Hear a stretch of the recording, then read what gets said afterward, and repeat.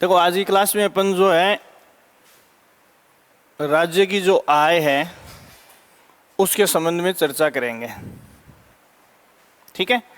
राज्य की आय को कैलकुलेट करने में जैसे पहले प्रश्न जो पूछे जाते हैं उनका फॉर्मेट सुनेंगे आप। जैसे पूछ लिया कि जीडीपी रेट क्या है, ठीक है, और इसके अलावा जैसे प्रति व्यक्ति आय, आते हैं ऐसे सवाल अगर पढ़े हैं तो। जीडीपी रेट्स और प्रति व्यक्ति आय, इन दो पर बेसिकली सवाल पूछते हैं। तो आय की गणना करने के कुछ फॉर्मूले होते हैं, ठीक है। तो यहाँ देखो, अगर अपन राष्ट्रीय स्तर की बात करेंगे तब तो ऐसे आएंगे जीडीपी, जीएनपी, एनएनपी, एनआई, प्रति व्यक्ति आय, ये शब्द आएंगे। कैलकुलेशन के तरीके हैं। और ऐसे ही यदि इस बात की अपन बात करेंगे राज्य के संदर्भ में तो ये हो जाएगा, स्टेट शब्द और लग जाएगा पहले। अगर राष्ट्र की बात करते हैं तो सीधा ये आएगा, राज्य की बात करते हैं तो ये आ जाएगा एसजीडीपी। अभी तो थोड़ी देर सुन ले, एसजीडीपी, ठीक है। ऐसे ही एसजीएनपी, एसएनएनपी, एसएनआई, राज्य की प्रति व्यक्ति आय, स्टेट शब्द और लग जाएगा इनसे पहले, ठीक है। अब इस टॉपिक में आपको सबसे पहले जो चीज़ ध्यान में रखनी है, जैसे किसी भी राज्य या स्टेट के लिए अपन जीडीपी को निकालते हैं तो जीडीपी का मतलब क्या होता है? जीडीपी का मतलब होता है ग्रॉस डेवलपमेंट प्रोडक्शन। जीडीपी का मतलब होता है ग्रॉस डेवलपमेंट प्रोडक्शन। इसको अपन बोलेंगे अपन सॉरी, ये डोमेस्टिक शब्द लिखेंगे आप, gross domestic production, gross domestic production GDP. Gross का मतलब होता है सकल, सकल का मतलब कुल, और डोमेस्टिक का मतलब हो गया घरेलू उत्पाद, ठीक है। तो देखो ये जीडीपी जो है, चाहे अपन राज्य की बात करें चाहे स्टेट की बात करें, इसमें क्या आता है? तो जैसे भारत की बात करें तो संपूर्ण भारत के भौगोलिक क्षेत्र में, संपूर्ण भारत के भौगोलिक क्षेत्र में आय और वस्तुओं एवं सेवाओं के, वस्तुओं एवं सेवाओं के मौद्रिक मूल्यों का योग। देखना इसमें ये खास बात क्या है। अगर भारत की जीडीपी की बात कर रहे हैं तो भारत की भौगोलिक सीमाओं में, अब वो कितने टाइम के लिए करेंगे? अगर सामान्यतया ये वार्षिक होती है, मंथली नहीं होती है। आर्थिक समीक्षा में जो जीडीपी को कैलकुलेट करते हैं वो कैसा होता है? वार्षिक होता है। लेकिन जीडीपी की रेट जो है वो 10 साल के लिए भी निकलती है, 20 साल के लिए भी निकलती है। तो ये किसी भी निश्चित अवधि के लिए हो सकती है, ये निश्चित अवधि के लिए। और सामान्यतः ये निश्चित अवधि कितनी होती है? 1 वर्ष होती है। तो 1 वर्ष के भीतर भारत की सीमाओं के भीतर जितनी वस्तुएं हमने पैदा की हैं और जितनी सेवाएं, जैसे मजदूर मजदूरी करता है, डॉक्टर डॉक्टरी करता है, इंजीनियर इंजीनियरिंग करता है, किसान किसानगिरी करता है, सेवा का मतलब समझ गए ना आप। तो देखो वस्तु, जितनी वस्तुएं पैदा करेंगे उनका और सेवाओं का क्या मौद्रिक मूल्य है। जैसे अपन कहें कि मजदूर की मजदूरी पर डे कितनी है? 400 रुपये है, तो 400 रुपये उसकी सेवा का क्या है? मौद्रिक मूल्य है। डॉक्टर एक दिन में 20 पेशेंट देखता है, 200 रुपये फीस है, तो उसकी सेवा का मौद्रिक मूल्य क्या हो गया? 4000 रुपये हो गए, 20 पेशेंट देखता है 200 के हिसाब से, ठीक है। तो यहाँ जीडीपी किसको बताती है? वस्तुओं और सेवाओं के मौद्रिक मूल्यों के योग को बताती है, ठीक है। अब देखना इसमें क्या है, वस्तुएं एवं सेवाओं के मौद्रिक मूल्यों को बताता है, और ये मौद्रिक मूल्य कौन से होते हैं? अंतिम।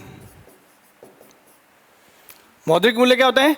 अंतिम। समझ आ गया? जैसे अपन घर में घी पैदा करते हैं और घी बेचते हैं, मान लो कि 1200 रुपये प्रति किलो की दर से अपन ने बेचा, तो 1 किलो घी का कितना रुपए लिया? 1200 रुपये। तो यहाँ जीडीपी में उस घी की कीमत कितनी दिखाएंगे? 1200 रुपये। लेकिन वो अपना नेट प्रॉफिट तो नहीं है ना भाई, उसको चारा भी डाला है, अपन ने उसको चराया, अपनी मजदूरी भी हो गई, इसके अलावा उसको खड़चूरी भी दी है। तो कहने का मतलब है कि जीडीपी जब भी निकालते हैं तो अंतिम मूल्य की बात करते हैं। इसका मतलब उस प्रोडक्शन के ऊपर और उस सेवा के ऊपर जो खर्चे हुए हैं उन खर्चों की बात नहीं करते हैं, खर्चे की बात नहीं की है। जैसे डॉक्टर ने क्लिनिक के लिए कमरा किराए पर ले रखा है, तो उसकी फीस जो आ रही है उसको तो अपन जोड़ रहे हैं, लेकिन वो किराया नहीं निकाला है। घी की बात की तो अपन चारे की बाटे की कीमत जो है वो नहीं निकाली है।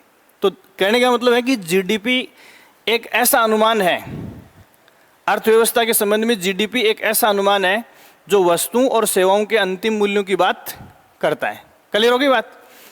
लेकिन उसमें खर्चों की बात नहीं की जाती है।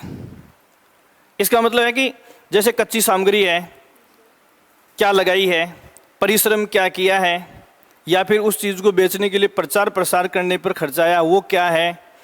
इसके अलावा अगर किसी मशीन से अपन प्रोडक्शन बढ़ा रहे हैं तो मशीन में घिसावट आती है, तो उस घिसावट की कीमत को, इन कमियों को हमने नहीं निकाला है। समझे? सीधी सी बात, सिंपल सी क्या कहोगे कि जीडीपी में खाली आउटपुट से हमें जो मिलता है उसकी चर्चा करते हैं। जीडीपी में जो मिलता है उसकी चर्चा करते हैं, खर्चों की चर्चा नहीं करते। क्लियर होगी बात? इसका मतलब अर्थव्यवस्था में जैसे आपसे पूछा जाए कि राजस्थान की अर्थव्यवस्था का आकार क्या है, भारत की अर्थव्यवस्था का आकार क्या है, तो अर्थव्यवस्था का आकार का मतलब किससे लगाते हैं अपन? जीडीपी से लगाते हैं। लेकिन अर्थव्यवस्था का जो आकार होता है वो अपना नेट प्रॉफिट नहीं होता है, नेट आउटपुट से नहीं होते हैं, क्योंकि उसमें से हम क्या नहीं निकालते हैं? खर्चे नहीं निकालते हैं। समझ में आ गई क्या? पहली चीज जीडीपी। फिर जीडीपी निश्चित अवधि का अनुमान है। ये अनुमान है, इसका मतलब मान लो कि इस साल की आर्थिक समीक्षा में राजस्थान सरकार ने जीडीपी के जो आंकड़े जारी किए हैं वो अंतिम आंकड़े नहीं है, वो खाली क्या है? अनुमान है। तो जीडीपी किसी भी राष्ट्र या राज्य के लिए निश्चित अवधि के लिए, और ये निश्चित अवधि सामान्यतया 1 साल होती है, कम ज़्यादा भी हो सकती, निश्चित अवधि के लिए जारी किया जाने वाला ऐसा अनुमान है जिसमें वस्तुओं और सेवाओं के मौद्रिक मूल्यों का योग शामिल किया जाता है। और मौद्रिक मूल्य कौन से होंगे? अंतिम मूल्य, मतलब जो अंत में उसको सर्विस देने पर, माल बेच रहे हैं तो माल की कीमत क्या है, और सर्विस दे रहे हैं तो सर्विस की कीमत क्या है। ये क्या कहलाएगी? जीडीपी। ठीक है। दूसरी बात, ये डोमेस्टिक शब्द क्या कहता है? घरेलू शब्द का मतलब क्या है? तो भारत की बात करें तो भारत की भौगोलिक सीमाओं में, और राजस्थान की बात करें तो राजस्थान की भौगोलिक सीमाओं में। ठीक है। तो देखो, 2 मोटी चीजें क्या है? जीडीपी किसकी बात नहीं करती? खर्चे की बात नहीं करती। चाहे वो कच्ची सामग्री का है, चाहे मशीनरी का है, चाहे लेबर का है, खर्चे हम इसमें से नहीं निकालते हैं। दूसरी बड़ी बात क्या निकल कर आई इसमें? दूसरी बड़ी बात इसमें ये निकल कर आई कि जैसे भारत की बात कर रहे हैं तो भारत में बहुत सारे विदेशी लोग काम कर रहे हैं, वो अपनी सेवाएं यहाँ दे रहे हैं, जीडीपी में हमने उनको भी जोड़ा है। घरेलू का मतलब है भारत की सीमाओं के भीतर जितनी भी सेवाएं दी गई हैं, चाहे वो किसी भारतीय ने दी है चाहे विदेशी ने दी है। अब विदेशी आदमी यहाँ काम कर रहा है तो वो अपनी मजदूरी अपने देश में लेके जाएगा, तो उसकी सेवा का जो चार्ज है वो जीडीपी में, मतलब भारत की अर्थव्यवस्था के आकार में तो जुड़ रहा है, क्योंकि ये गतिविधि कहाँ हो रही है? भारत के भीतर हो रही है। ऐसे राजस्थान की बात करेंगे तो राजस्थान में यदि कोई विदेशी काम कर रहा है तो वो जीडीपी में शामिल है, लेकिन अंतिम कैलकुलेशन जब करेंगे तो वो तो अपना पैसा कहाँ लेके जाएगा? अपने देश में। फिर ऐसे ही कुछ भारतीय लोग विदेशों में काम कर रहे हैं तो वहाँ की जीडीपी में उसको शो कर रहे हैं, लेकिन अंतिम जो कैलकुलेशन है उस राष्ट्र में नहीं जुड़ के वो पैसा कहाँ लेके आएंगे? भारत में लेके आएंगे। क्लियर होगी क्या बात? तो इसमें पहली चीज जीडीपी क्या है? तो लिखो आप इसमें जीडीपी या ग्रॉस डोमेस्टिक प्रोडक्शन। ये कुछ चीजें हैं जो समझ लोगे तो बार बार आपको कुछ करने की जरूरत नहीं है। जीडीपी का मतलब होता है ग्रॉस डोमेस्टिक प्रोडक्शन, जिसको हिंदी में आप क्या कहोगे? सकल घरेलू उत्पाद। सकल घरेलू उत्पाद, ठीक है। अब इसी को आप क्या करोगे? राज्य के लिए लागू करोगे। तो मैंने आपको बताया कि ये जितनी भी टर्म्स पढ़ा रहा हूं, तो इनसे पहले क्या लग जाएगा? स्टेट शब्द लग जाएगा। तो ये क्या हो जाएगा? जीडीपी का क्या हो जाएगा? S GDP. और एस का मतलब हो गया स्टेट। अपने सिलेबस में केवल राजस्थान का ही है, तो state gross domestic production, S GDP हो जाएगा। और एस का यहां क्या लग जाएगा? राज्य। तो राज्य शब्द इसमें यहां काउंट होगा, सकल राज्य घरेलू उत्पाद। समझ आ गई बात? तो जीडीपी और एस जीडीपी में फर्क क्या है? जीडीपी अपन नेशन के लिए, राष्ट्र के लिए यूज करते हैं, और एस जीडीपी किसके लिए यूज करते हैं? स्टेट के लिए। क्लियर हो गई बात? दूसरा सेंटेंस आप इसमें लिखो, जीडीपी ऑब्लिक एस जीडीपी। समझ गए ना? अब राष्ट्र की बात करेंगे तो जीडीपी की बात करेंगे, और राज्य की बात करेंगे तो क्या करेंगे? S GDP. तो इसमें देखो, जीडीपी ऑब्लिक एस जीडीपी। राष्ट्र ऑब्लिक राज्य की अर्थव्यवस्था के, राष्ट्र ऑब्लिक राज्य की अर्थव्यवस्था के आकार को बताता है। राष्ट्र ऑब्लिक राज्य की अर्थव्यवस्था के आकार को बताता है। राष्ट्र ऑब्लिक राज्य की अर्थव्यवस्था के आकार को बताता है। अर्थव्यवस्था के आकार को बताता है। अर्थव्यवस्था के आकार को बताता है। जैसे अभी इस साल राजस्थान की अर्थव्यवस्था का आकार 11.96 लाख करोड़ रुपए है। तो ये क्या है? अर्थव्यवस्था के आकार को, भारत की अर्थव्यवस्था के आकार को किससे दर्शाया जाएगा? जीडीपी से। राजस्थान की अर्थव्यवस्था के आकार को किससे दर्शाया जाएगा? एस जीडीपी से। तो अर्थव्यवस्था के आकार का मतलब है कि उस राष्ट्र राज्य की भौगोलिक सीमाओं के भीतर वस्तुओं और सेवाओं का मौद्रिक मूल्य का योग क्या है। ठीक है, चाहे वो भारतीयों का है चाहे विदेशियों का है, ठीक है। या फिर उसमें कच्चे लागत जो है, खर्चे जो है, उनकी बात उनमें नहीं करते हैं, केवल जो इनकम होती है उसकी बात करते हैं, खर्चों की बात उसमें नहीं करते हैं। तो दूसरी इसकी डेफिनेशन देखो, किसी निश्चित भौगोलिक क्षेत्र के लिए, निश्चित भौगोलिक क्षेत्र भारत की बात करें तो राष्ट्र हो गया, नहीं तो राज्य। किसी निश्चित भौगोलिक क्षेत्र के लिए,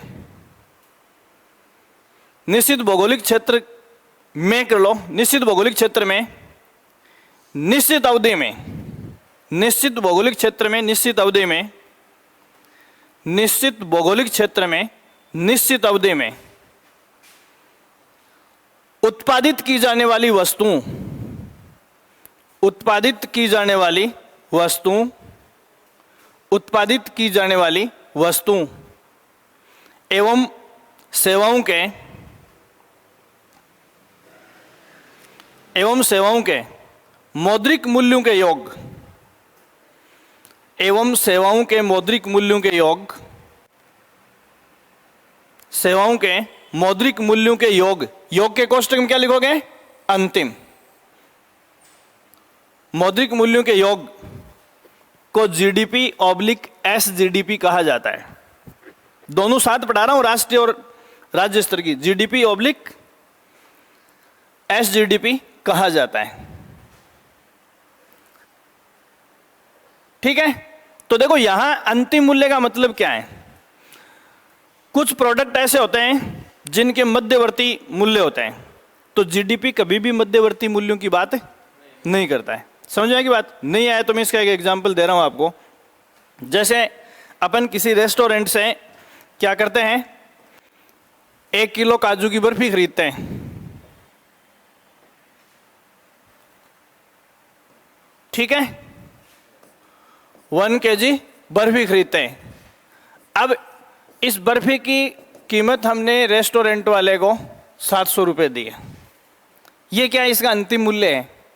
अंतिम मूल्य उसको कहते हैं जहां से विक्रेता अंतिम स्तर पर या फायदे के लिए अंतिम स्तर पर विक्रय कर दिया जाता है, और उसके अगले स्टेप पर लेने के बाद उसका उपभोग होता है। जैसे बर्फी शहर से एक दुकान वाले ने गांव में बेचने के लिए खरीदी, ठीक है, तब तो ये रेस्टोरेंट से यहाँ से खरीदा, ये अंतिम मूल्य नहीं, ये मध्यवर्ती मूल्य है। अंतिम मूल्य वो होगा जो गांव में लगाएगा वो। इसके अलावा जैसे मान लो इसमें काजू बादाम चीनी सब डाला है, तो वैसे तो चीनी की कीमत मान लो अपन ने क्या है 40 रुपये दी है, ठीक है, लेकिन एक्चुअल में चीनी अगर इसमें 1 किलो डालिए तो उसकी कॉस्ट 40 रुपये नहीं मानी जाएगी। उसकी कॉस्ट इस बर्फी की जो कीमत लगाई जा रही है उसके अनुपात में डिसाइड होगी, और वो डेफिनेट 40 रुपये से ज़्यादा होगी। तो जीडीपी हमेशा वस्तुओं के अंतिम मूल्यों की बात करती है, मतलब मध्यवर्ती मूल्यों की बात नहीं करती है। चैन में बेच रहे हैं या बहुत सारे प्रोडक्ट मिलाकर हम कोई प्रोडक्ट बना रहे हैं, तो जो मिलाएं उन प्रोडक्ट की वो कीमत नहीं होगी जिस कीमत पे हमने प्रोडक्ट को खरीदा है। मिलाने के बाद ऑल ओवर जो कॉस्ट है उसका अनुपात डिसाइड करके बताएंगे कि इसकी कीमत क्या हुई है। पहली बात आ गई समझ में। तो यहाँ देखो मैंने आपको बताया निश्चित अवधि क्या है, निश्चित अवधि के लिए होती है जीडीपी। दूसरी बात मैंने आपको बताई जीडीपी अर्थव्यवस्था का अनुमान है। अर्थव्यवस्था का क्या है, अनुमान है। इसका मतलब ये एक्चुअल आंकड़े नहीं होते हैं, अनुमानित आंकड़े होते हैं जीडीपी में। किसको दर्शाता है ये अर्थव्यवस्था के आकार को दर्शाता है, अर्थव्यवस्था के आकार को दर्शाता है, ठीक है।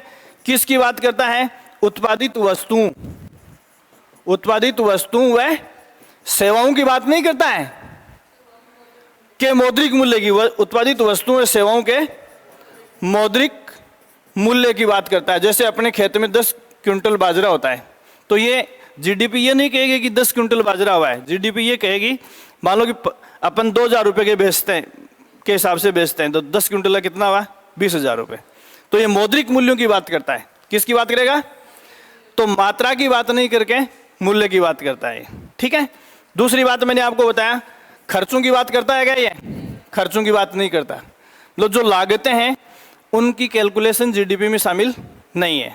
फिर उसके बाद में खर्चे के बाद में मैंने आपको बताया कि कोई मशीन है जिससे अपन कोई प्रोडक्ट बना रहे हैं, ठीक है।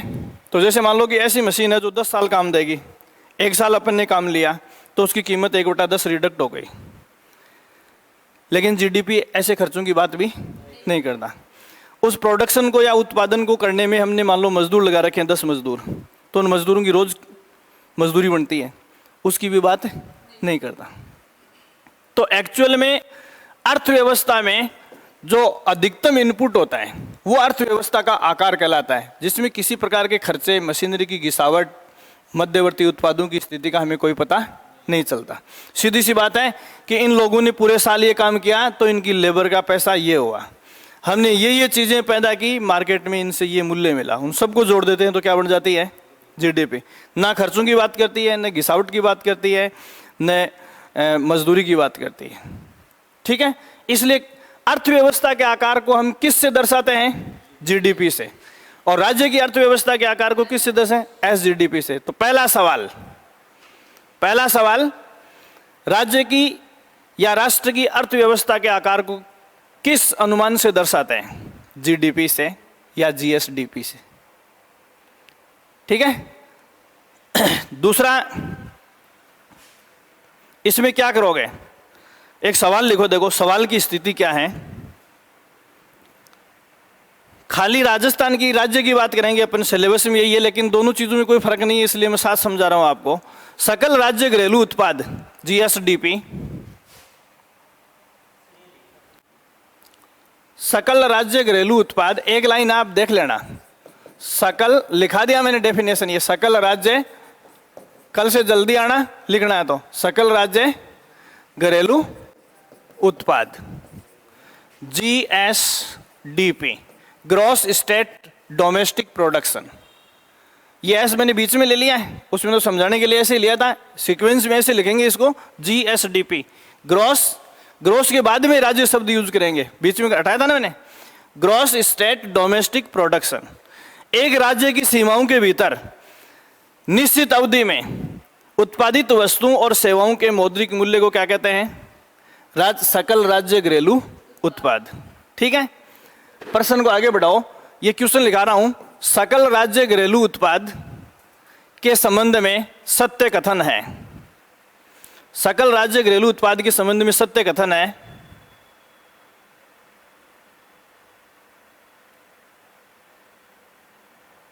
पहला लिखो, ये राज्य के आर्थिक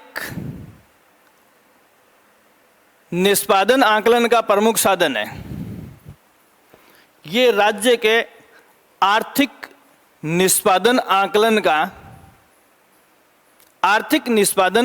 का प्रमुख साधन ऑब्लिक स्रोत है। प्रमुख साधन ऑब्लिक स्रोत है। प्रमुख साधन ऑब्लिक स्रोत है। ठीक है, देखो हमें राज्य की अर्थव्यवस्था को जानना है तो सबसे पहले हम कौन सा आंकड़ा तैयार करेंगे? जीडीपी का या जीएसडीपी स्टेट के लिए। उसके बाद में निकालते हम किस तक जाएंगे? प्रति व्यक्ति आय तक जाएंगे। अभी थोड़ी देर बाद में सारे फॉर्मूले क्लियर हो जाएंगे। सबसे पहले कौन सा अनुमान तैयार करते हैं? जीडीपी का आकलन तैयार करते हैं। और इसमें कोई बड़ी बात नहीं है, हमें कुछ नहीं चाहिए। कितने लोगों ने सर्विस दी पूरे साल में, उनकी मजदूरी क्या बनी, जोड़ दी। कितने वस्तुओं का उत्पादन किया, उसका बाजार मूल्य हमने जोड़ दिया, क्या बन गया? जीडीपी बन गया। सिंपल सा फॉर्मूला है। कैसे अपन कैलकुलेशन करते हैं, पहली बात समझ में आ गई। दूसरा ऑप्शन आप इसमें लिखो, ये आर्थिक विकास में आए परिवर्तन, ये आर्थिक विकास में आए परिवर्तन, ये आर्थिक विकास में आए परिवर्तन एवं उसकी दिशा को इंगित करता है। आर्थिक विकास में आए परिवर्तन एवं उसकी दिशा को इंगित करता है। आय परिवर्तन एवं उसकी दिशा को इंगित करता है। किसी भी राष्ट्र या राज्य के आर्थिक विकास में क्या बदलाव आ रहे हैं या अर्थव्यवस्था किस ओर डाइवर्ट हो रही है, अगर इसे जानना है तो हमें हर साल उस राष्ट्र या राज्य के कौन से अनुमान को देखना होगा? जीडीपी को देखना होगा। मतलब राष्ट्र राज्यों की अर्थव्यवस्थाएं किस ओर डाइवर्ट हो रही है, ये जानना है तो हमें क्या जानना है? जीडीपी। अब जैसे कहने का मतलब ये है कि लोग मैन्युफैक्चरिंग में, उत्पादन गतिविधियों में ज़्यादा जुड़ रहे हैं या सर्विस में ज़्यादा जुड़ रहे हैं, ये अनुमान बताएगा। जब अपन कैलकुलेशन करेंगे सर्विस सेक्टर से इतनी इनकम है और प्रोडक्शन से इतनी इनकम है, तो उसे पता चलेगा कि सर्विस लाइन में लोगों का रुझान ज़्यादा है या उत्पादन लाइन में रुझान ज़्यादा है। क्लियर हो गई? तीसरा, इसे राज्य की आय के नाम से जाना जाता है। इसे राज्य की आय के नाम से जाना जाता है। देखो, there is major difference between income and net income. आय में और शुद्ध आय में फर्क है।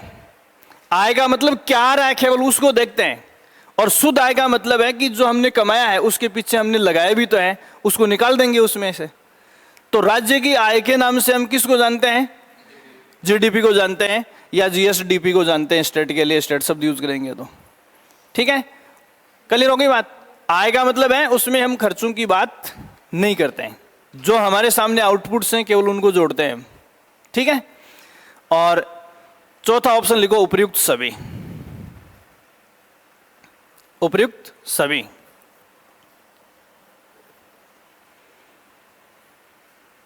क्लियर हो गई बात?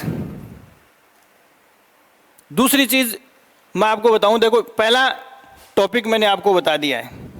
अब देखो वापस अपन चलेंगे, जीडीपी मैंने अभी आपको बताया है, जिसको स्टेट के लिए जीएसडीपी कहेंगे अपन। ठीक है।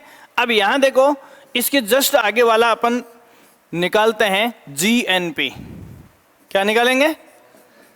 Gross national production. देखो ये डी है डोमेस्टिक।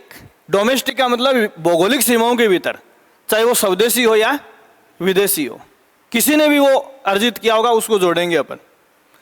यहां ग्रॉस नेशनल प्रोडक्शन, इस का मीनिंग देखना। नेशनल का मतलब क्या होता है?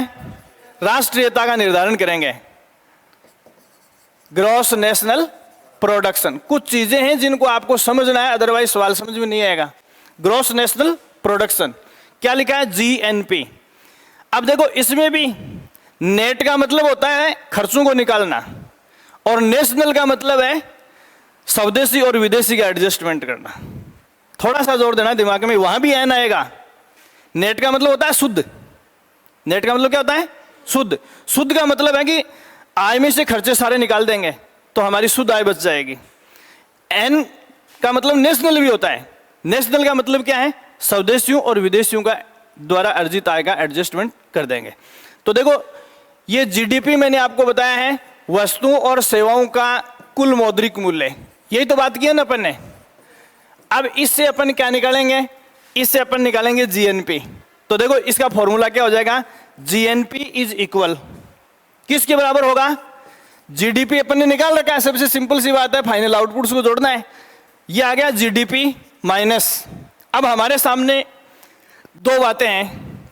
भारत की बात करेंगे तो पूरे भारत में, और राजस्थान की बात करेंगे तो राजस्थान में। राजस्थान के लिए तो विदेशी कौन हो जाएंगे?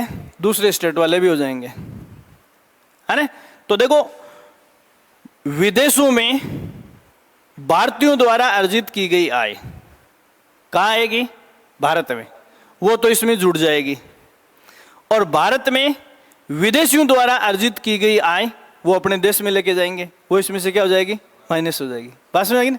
देखो, ये आ गया भारत में विदेशियों द्वारा अर्जित आय। जीडीपी में सब जोड़ रखा है ना। तो भारत में विदेशियों द्वारा अर्जित आय को हमने जीडीपी से निकाल दिया, फॉरेनर्स अपना ले गए, ऐसे ही अपने लोग भी बाहर रह रहे हैं, तो वो जो लाएंगे उसको अपन क्या करेंगे? जोड़ देंगे।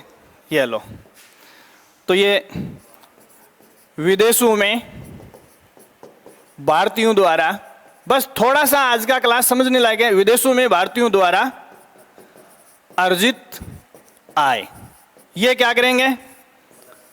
प्लस कर देंगे। ठीक है। अब देखो, अर्थव्यवस्था में, अर्थव्यवस्था का आकार किससे बताया है? जीडीपी से। अब दो शब्द काम में लिए जाते हैं अर्थव्यवस्था में, इनफ्लो और आउटफ्लो। अर्थव्यवस्था में इनफ्लो और आउटफ्लो, ये इससे ही पता चलेगा। तो देखो, इनफ्लो कब होगा? इनफ्लो तब होगा जब विदेशी जो ले जा रहे हैं उससे ज्यादा हम भारत में ला रहे हैं, तो वो भारत की अर्थव्यवस्था में इनफ्लो होगा। और हम विदेशों से कम ला रहे हैं और विदेशी यहां से ज्यादा ले जा रहे हैं, ये अर्थव्यवस्था क्या हो जाएगा? आउटफ्लो हो जाएगा। समझ आ गई बात? तो हम डिसाइड करेंगे कि हमारी अर्थव्यवस्था के आकार में इनफ्लो हो रहा है या आउटफ्लो हो रहा है। आउटफ्लो तब होगा जब विदेशी ज्यादा कमा रहे हैं और भारतीय विदेशों से कम ला रहे हैं। और इनफ्लो कब होगा? जब भारतीय विदेशों से ज्यादा कमा रहे हैं बजाय उसके जो विदेशी भारत से ले जा रहे हैं। ठीक है ना? तो यहां इनफ्लो आउटफ्लो शब्द समझ में आ गया होगा। तो देखो, यहां नीचे इससे क्या करेंगे? अर्थव्यवस्था में, नीचे कोष्टक में लिख लो, अर्थव्यवस्था में इनफ्लो व आउटफ्लो का निर्धारण।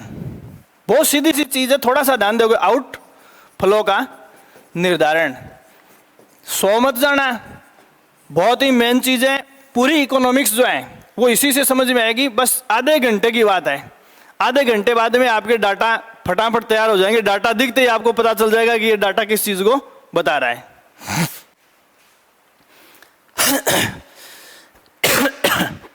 देखो, यहां मेन चाबी डोमेस्टिक। डोमेस्टिक का मतलब घरेलू, घरेलू का मतलब सीमाओं के भीतर, चाहे वो किसी ने भी किया होगा। इस एन का मतलब मैंने क्या बताया है? नेशनल। नेशनल का मतलब है राष्ट्रीयता का निर्धारण करेंगे कि वो स्वदेशियों ने अर्जित की है आय या विदेशियों ने अर्जित की है। दूसरी चीज हो गई, लिख लिया। अब देखो, तीसरा कंटेंट इसका मैं आपको बताता हूं क्या है। हमने जीडीपी निकाला और जीडीपी से हमने क्या निकाला? जीएनपी निकाला। अब अपन क्या करेंगे? एनएनपी निकालेंगे। एनएनपी। अब देखो, ये एक एन तो यही है भाई, आय तो राष्ट्र की निर्धारित कर रहे हैं, तो ये एन तो अब लास्ट तक चलेगा। आय किसकी? राष्ट्र या राज्य की। तो ये एन तो अगर राज्य की कर रहे हैं तो एस चल जाएगा यहां, और राष्ट्र की बात कर रहे हैं तो नेशन वाला एन चल जाएगा। अब ये एक बला और आ गई एन, ये क्या है? नेट। देखो जी का मतलब है कुल, ग्रॉस, और इस एन का मतलब है नेट, तो इसका पूरा नाम है net national production. Net national production, net national production. अब देखो यहां घरेलू शब्द नहीं लिखेंगे, यहां हम लिखेंगे शुद्ध राष्ट्रीय उत्पाद। अभी तक उत्पाद की बात कर रहे हैं, शुद्ध राष्ट्रीय उत्पाद। अब देखो शुद्ध का मतलब क्या है? शुद्ध का मतलब जो हमारे लिए बचत है, इसको कैसे निकालेंगे? ठीक है ना? तो देखो यहां NNP इज इक्वल, अब हमने ऊपर क्या कैलकुलेट कर लिया? GNP। स्वदेशियों और विदेशियों का एडजस्टमेंट GNP में कर दिया। तो अब आगे वाली बात अपन किस से निकालेंगे? GNP से ही कैलकुलेट करेंगे। GNP निकाल ली ऊपर वाले फॉर्मूले से। अब GNP में से अपन क्या करेंगे? जितने भी लागतें हैं, लागतों का मतलब है कच्ची सामग्री, लेबर और मशीनों की घिसावट। समझ आ गई बात? अगर अपन किसी मशीन से प्रोडक्शन तैयार कर रहे हैं और 20 साल काम देने वाली मशीन है, तो हर साल उसकी 1/20 कीमत क्या हो रही है? डिक्रीज हो रही है, तो उसको अपने को जोड़ना ही पड़ेगा। तो यहाँ GNP में से क्या निकाल देंगे? समस्त खर्चे निकाल देंगे। क्या निकाल देंगे? समस्त खर्चे। समस्त खर्चे। समस्त खर्चे का मतलब क्या है? देखो कच्ची सामग्री कोष्टक में लिख लो, ठीक है? कच्ची सामग्री के अलावा क्या है? मजदूरी, मशीनों की घिसावट, ये सब आ जाएगा इसमें, मशीनों की घिसावट। अब देखो नेट नेशनल प्रोडक्शन, ये उत्पाद है। अब भी हमें क्या चाहिए? आय चाहिए। अब भी हम क्या लगा रहे हैं इसके आगे? प्रोडक्शन। तो नेक्स्ट स्टेप क्या होगा? नेक्स्ट स्टेप होगा नेट। तो ये शुद्ध जो राष्ट्रीय उत्पाद है, इससे हम निकालेंगे NI। NI का मतलब है नेशनल इनकम। NI का मतलब क्या है? National income. इसको कहते हैं अपन राष्ट्रीय आय। क्या कहेंगे? राष्ट्रीय आय, net national income. Net national income. अब देखो राष्ट्रीयता का निर्धारण कर रहे हैं, और राष्ट्रीयता का निर्धारण है सरकार से। किससे? सरकार से। तो NI क्या है? NI NNP में दो चीजों का एडजस्टमेंट है। दो शब्द आते हैं, एक तो टैक्स और एक आता है सब्सिडी। ठीक है ना? तो टैक्स तो सरकार लेती है, नेशनल इनकम का संबंध किससे बताएं? सरकार से। तो देखो NNP में टैक्स तो अपन क्या करेंगे? जोड़ेंगे या घटाएंगे? सोचो दोबारा। आपने कोई उत्पादन किया है और उस पर आपको टैक्स चुकाना पड़ रहा है, वो प्रोडक्शन रेट में से माइनस होगा, और सरकार ने अनुदान या सब्सिडी दी है, वो जुड़ जाएगा। समझ आ गई बात? तो NI is equal NNP plus सभी प्रकार के टैक्सेस, जितने भी प्रकार के लगते हैं, पानी पर, बिजली पर है, लेबर पर, और माइनस क्या हो जाएगा? सभी प्रकार की सब्सिडी। ये देखो नेशनल इनकम। नेशनल इनकम सीधा सा आपको फॉर्मूला ये ध्यान में रखना है कि नेशनल इनकम में हम टैक्स और सब्सिडी को एडजस्ट करते हैं, नेट नेशनल प्रोडक्शन में हम खर्चों को एडजस्ट करते हैं, और अपन GNP में स्वदेशियों और विदेशियों को एडजस्ट करते हैं, और GDP में अपन वस्तुओं और सेवाओं के समस्त मौद्रिक मूल्यों को जोड़ते हैं। क्लियर हो गई बात? अब लास्ट कैलकुलेशन क्या करते हैं? लास्ट कैलकुलेशन इसकी होती है प्रति व्यक्ति आय। लास्ट में अपन ने क्या कर लिया? एनआई निकाल लिया। तो देखो इसमें आप देखेंगे सबसे पहले अपन ने क्या निकाला, जीडीपी, सिंपल सी बात है, वस्तुओं और सेवाओं का मौद्रिक मूल्य जोड़ा। उसके बाद में अपन ने जीएनपी, स्वदेशियों और विदेशियों की आय को एडजस्ट कर दिया। इसके बाद में अपन ने एनएनपी निकाला। एनएनपी में अपन ने क्या किया, खर्चों को एडजस्ट कर दिया। और फिर हमने एनआई में नेशनल इनकम में अपन किसको, सब्सिडी और टैक्स को एडजस्ट कर दिया। क्लियर हो गई बात। अब अपने को क्या निकालना है, प्रति व्यक्ति आय।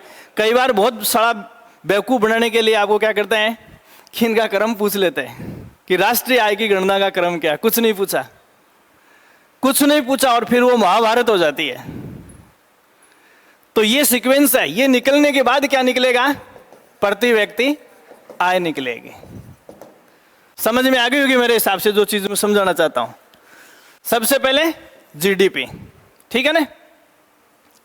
यहां देखो जीडीपी मैंने आपको बताया, देखो डी का मतलब घरेलू, तो सीमाओं के भीतर, दोबारा देखना इसने, सीमाओं के भीतर क्या है, वस्तुओं, उत्पादित वस्तुओं व सेवाओं का मौद्रिक मूल्य। बस एक ही दो चीज चाहिए अपने को। सबसे पहले मौद्रिक मूल्य क्या कहलाता है, जीडीपी कहलाता है। जीएनपी क्या है, तो जीएनपी मैंने आपको बताया जीडीपी, और इसमें से माइनस क्या करेंगे जीडीपी में से, भाई विदेशियों की आय जो है वो तो कर देंगे अपन माइनस, विदेशियों की भारत में आय जो है, और उसके बाद में प्लस कर देंगे विदेशों में भारतीयों की आय, विदेशों में भारतीयों की आय। अब इसको शॉर्ट करके बता रहा हूं मैं, ठीक है। इसके बाद में आपको क्या देखना है, जीएनपी, नेट नेशनल प्रोडक्शन, इसमें से सारे खर्चे निकालेंगे। किस में से, जीएनपी में से। ये जीएनपी और माइनस समस्त खर्चे, क्या करेंगे, समस्त खर्चे। फिर अपन ने एनएनपी निकाल ली, तो देखो नेशनल इनकम निकालनी है, तो एनएनपी और इसमें प्लस सब्सिडी, सब्सिडी को जोड़ेंगे। भाई प्रोडक्शन करने वाले के तो सब्सिडी इनकम में आएगी, सब्सिडी इनकम में मानी जाती है, और माइनस क्या हो जाएगा, टैक्सेज। चाहे टैक्स को पहले लिख लो माइनस में, कोई फर्क नहीं पड़ता उससे, ठीक है ना।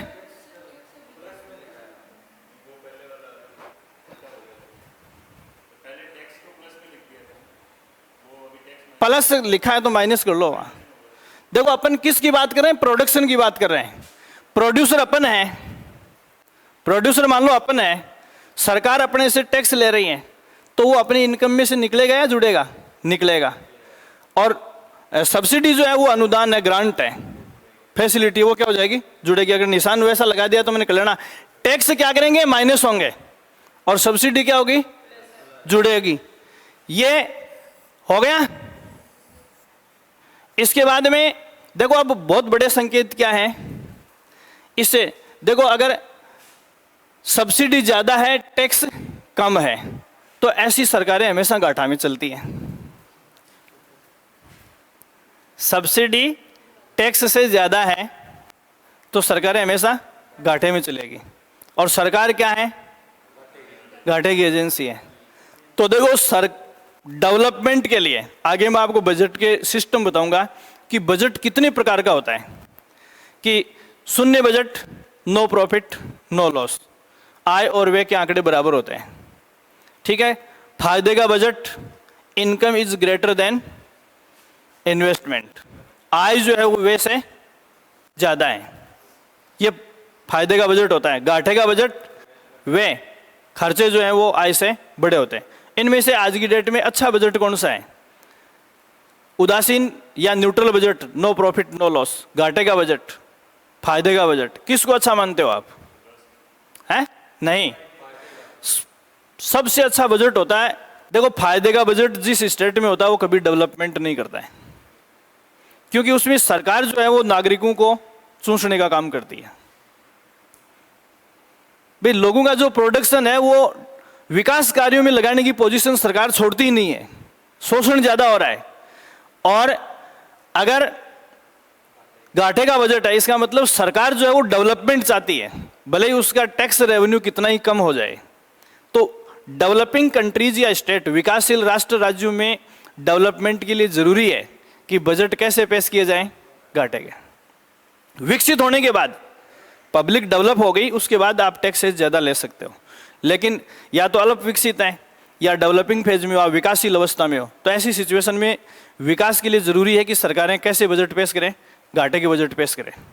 मतलब सरकार रिस्क उठाएगी तभी डेवलपमेंट की संभावनाएं बढ़ेंगी। ठीक है। अब प्रति व्यक्ति आय, निकालेंगे अपन ने। यहां क्या कैलकुलेट कर लिया, देखो ये इससे निकला है, ये इससे निकलेगा, ये इससे निकला है और ये इससे निकलेगा। तो ये प्रति व्यक्ति आय को बोलते हैं पीसीआई। शॉर्ट में क्या लिखते हैं, पीसीआई, प्रति व्यक्ति आय। ठीक है। तो देखो ये है PCI is equal, national income में हम किसका भाग देंगे, जनसंख्या का।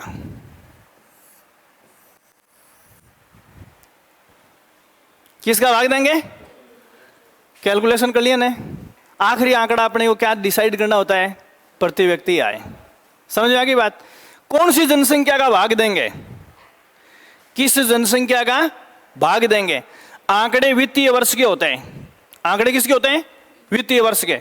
और वित्तीय वर्ष मैंने आपको बताया है 1 अप्रैल से, ये सारे डाटा 1 अप्रैल टू 31 मार्च होते हैं।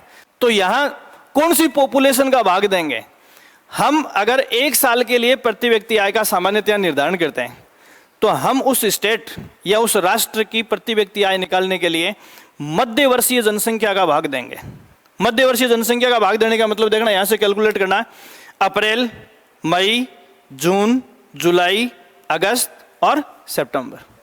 30 सितंबर को किसी भी राष्ट्र या राज्य की जो जनसंख्या है उसका भाग देंगे अपन किस में, नेशनल इनकम में। तो क्या निकल आएगा, प्रति व्यक्ति आय।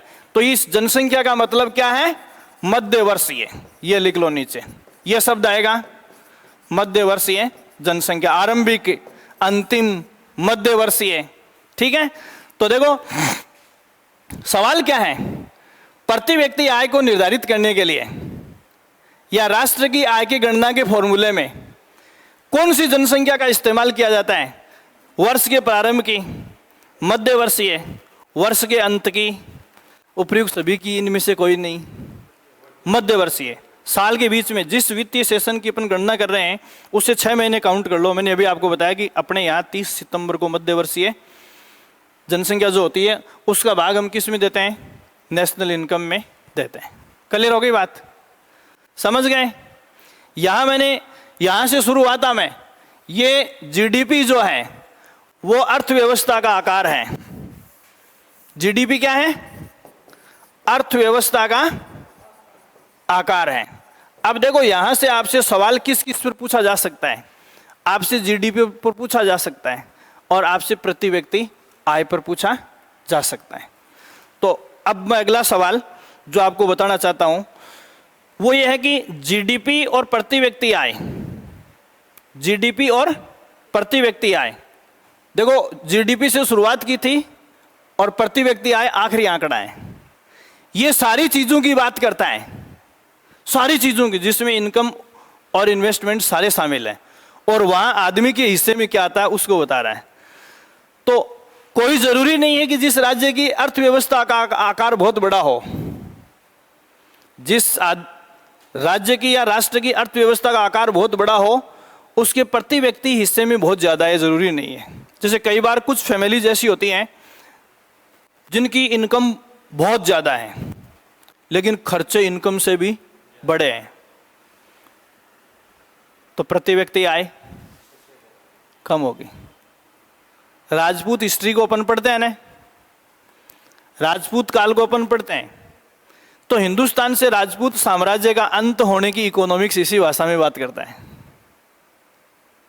अर्थशास्त्र, जैसे उनका सांस्कृतिक कारण क्या था, राजनीतिक कारण क्या था, तात्कालिक कारण क्या था, कूटनीतिक कारण क्या था, राजपूत साम्राज्य के अंत का आर्थिक कारण क्या था। आर्थिक कारण यह था कि उनकी प्रति व्यक्ति आय बहुत कम हो गई थी, नेगेटिव चली गई थी। इसीलिए तो आप राजस्थान के राजपूत घराने जिनका राजवंश खत्म हुआ है, उनको आप पढ़ोगे तो पड़ोसी राज्यों से दुनिया भर का उधार ले रखा था, मराठों और पिंडारियों को अपनी रक्षा के लिए आमंत्रित किया था बड़ी रकम देने के लिए, ठीक है, लेकिन उनके पास देने के लिए कुछ नहीं थे, खुद फकड़ हो चुके थे। तो कहने का मतलब है कि हम क्या देखना चाहते हैं, राज्य की आर्थिक प्रगति का सूचक क्या है। तो ये दोनों चीजें मिलकर हमें बताएंगी कि राज्य की आर्थिक प्रगति कैसी है। बहुत बड़ी जीडीपी होकर भी अगर प्रति व्यक्ति आय कम हो रही है तो आर्थिक प्रगति का सूचक अच्छा नहीं है, ठीक है। जीडीपी बहुत छोटी है, प्रति व्यक्ति आय बहुत बड़ी है, तो ये बहुत अच्छी बात है। तो राज्य की आर्थिक प्रगति का सूचक है, सवाल देखना, राज्य की आर्थिक प्रगति का सूचक है ए में जीडीपी, बी में प्रति व्यक्ति आय, सी में ए और बी दोनों, और डी में दे दिया थोक एवं उपभोक्ता मूल्य सूचकांक रख दिया। तो इसका उत्तर क्या होगा, ए एंड बी। इन दोनों चीजों को अपन ढंग से देखेंगे कि आकार क्या है और एक आदमी के हिस्से में कितनी इनकम आ रही है, उससे अपने को पता चलेगा कि राज्य की प्रगति हो रही है या नहीं हो रही है। सर ठीक है, तो देखो आदमी के विकास की स्थिति क्या है, ठीक है, उसकी संपन्नता का लेवल क्या है और व्यक्ति अपना कल्याण कितना कर सकता है, इन तीनों चीजों को डिसाइड कौन करता है। दो छोटे छोटे सवाल लिखो, देखो आप इसमें, राज्य की अर्थव्यवस्था की समग्र प्रगति का सूचक है। पहला सवाल, राज्य की अर्थव्यवस्था की समग्र प्रगति का सूचक है। पहला है सकल राज्य घरेलू उत्पाद। क्या है, सकल राज्य घरेलू उत्पाद, GSDP, gross state domestic production. दूसरा है प्रति व्यक्ति आय, प्रति व्यक्ति आय, PCI। तीसरा है A एंड B बोथ, और चौथा आप इसमें लिखेंगे थोक एवं उपभोक्ता मूल्य सूचकांक। थोक एवं उपभोक्ता मूल्य सूचकांक। जो समझाया उसके नतीजे में पहला सवाल मैं आपके सामने लेकर आया हूं, रटना नहीं है, नहीं समझ में आया तो आप पूछ सकते हो। मेरे हिसाब से आ गया होगा। जिस सफर से शुरू हुए थे अंत तक इन दोनों चीजों को हम देखेंगे, तब हमें पता चलेगा कि उस राज्य की या उस राष्ट्र की वास्तविक या संपूर्ण जो प्रगति है वो किस स्थिति में है, ठीक है। तो खाली अर्थव्यवस्था का आकार बहुत बड़ा होने से राज्य की प्रगति हो रही है ये कहा नहीं जा सकता। बड़ी अर्थव्यवस्था के आकार के साथ साथ प्रति व्यक्ति आय का डाटा भी बड़ा होना चाहिए, तब जाके हम मानेंगे कि राज्य प्रगति कर रहा है, राज्य डेवलप हो रहा है, दोनों आंकड़ों को देख के। दूसरा सवाल आप इसमें लिखेंगे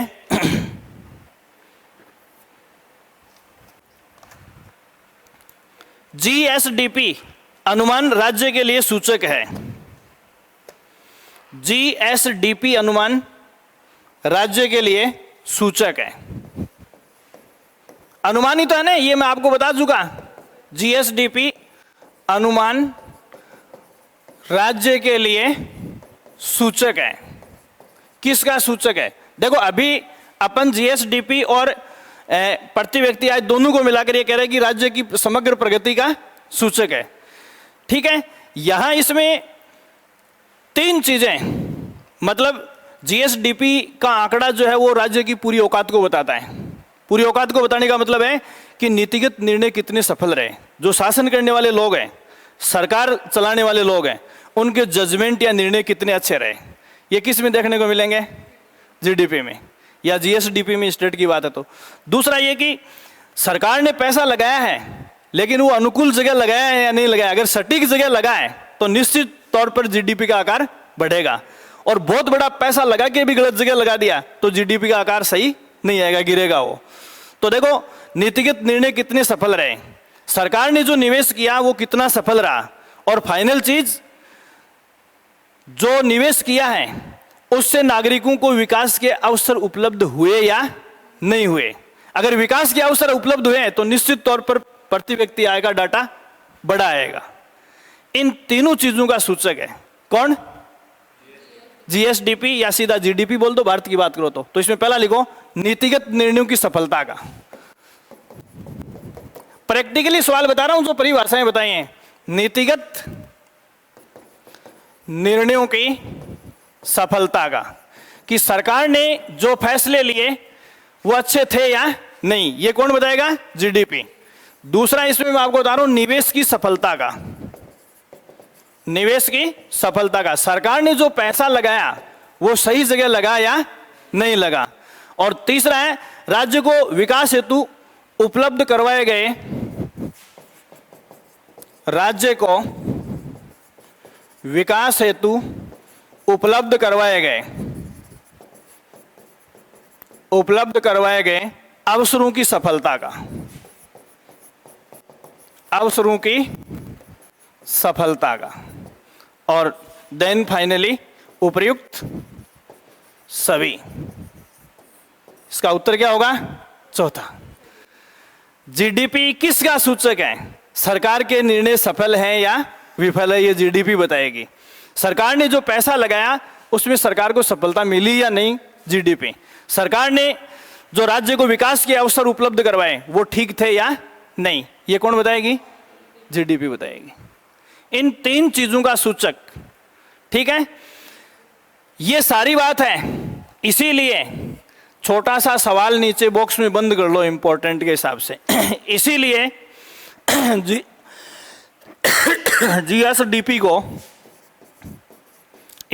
जीएसडीपी को राज्य की आय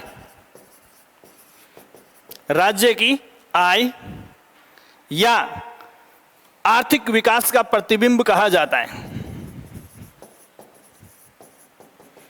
आर्थिक विकास का प्रतिबिंब कहा जाता है।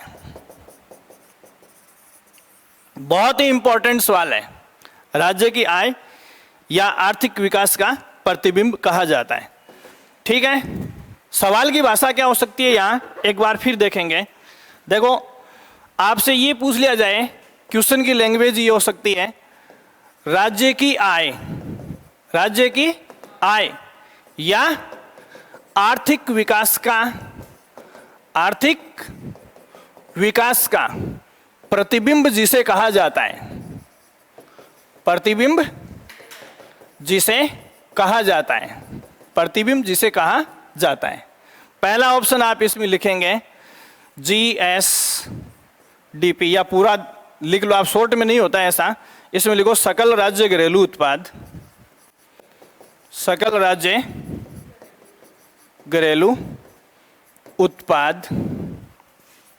दूसरा है शुद्ध राज्य घरेलू उत्पाद। और तीसरा है प्रति व्यक्ति आय। और ऐसे सवालों में सहायता ऑप्शन उपयुक्त सभी होता है, क्योंकि आप सब पढ़ के जाते हो तो ये डेफिनेट मिलेगा आपको। तो इस प्रश्न का उत्तर क्या निकल कर आया? सकल राज्य घरेलू उत्पाद। देखो, राज्य की आय या आर्थिक विकास का प्रतिबिंब, या ये एक शब्द और लिख लो, अर्थव्यवस्था का आकार। अर्थव्यवस्था का आकार, ये तीनों में से कोई सी भी भाषा यूज करें, राज्य की अर्थव्यवस्था का आकार किससे डिनोट होता है? सकल राज्य घरेलू उत्पाद से। राज्य के आर्थिक विकास का प्रतिबिंब किसे कहा जाता है? सकल राज्य घरेलू उत्पाद को। और राज्य की आय से किसे संबोधित किया जाता है? सकल राज्य घरेलू उत्पाद को।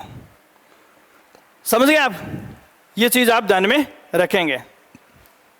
यहां देखो,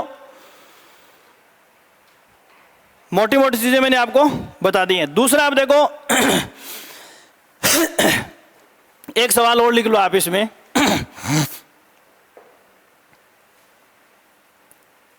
इसके बाद में थोड़ा सा आप लिख लो, ये मैंने जीएसडीपी जो आपको लिखा है ना, इसके संबंध में अगला सवाल बनाने से पहले आप एक छोटी सी हेडिंग बनाएं।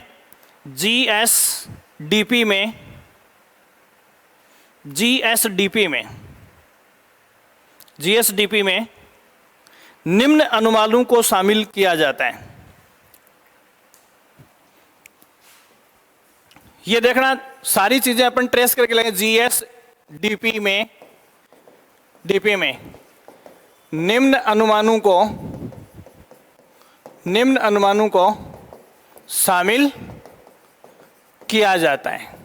मतलब कौन कौन से, ये मैंने आपको आते ही बता दिया था कि जीडीपी, जीएसडीपी, एनएनपी है, एनआई, प्रति व्यक्ति आय, ये अनुमान है।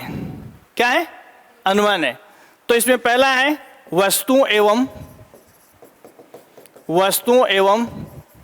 इससे पहले समस्त शब्द लगा लेना। समस्त वस्तुओं, कोई भी चीज या सेवा छूटेगी नहीं। समस्त वस्तुओं एवं सेवाओं के मौद्रिक मूल्यों का योग, सेवाओं के मौद्रिक मूल्यों का योग, सेवाओं के मौद्रिक मूल्यों का योग। ठीक है। दूसरा है प्रचलित एवं स्थिर कीमतों पर अनुमान, प्रचलित एवं स्थिर कीमतों पर अनुमान।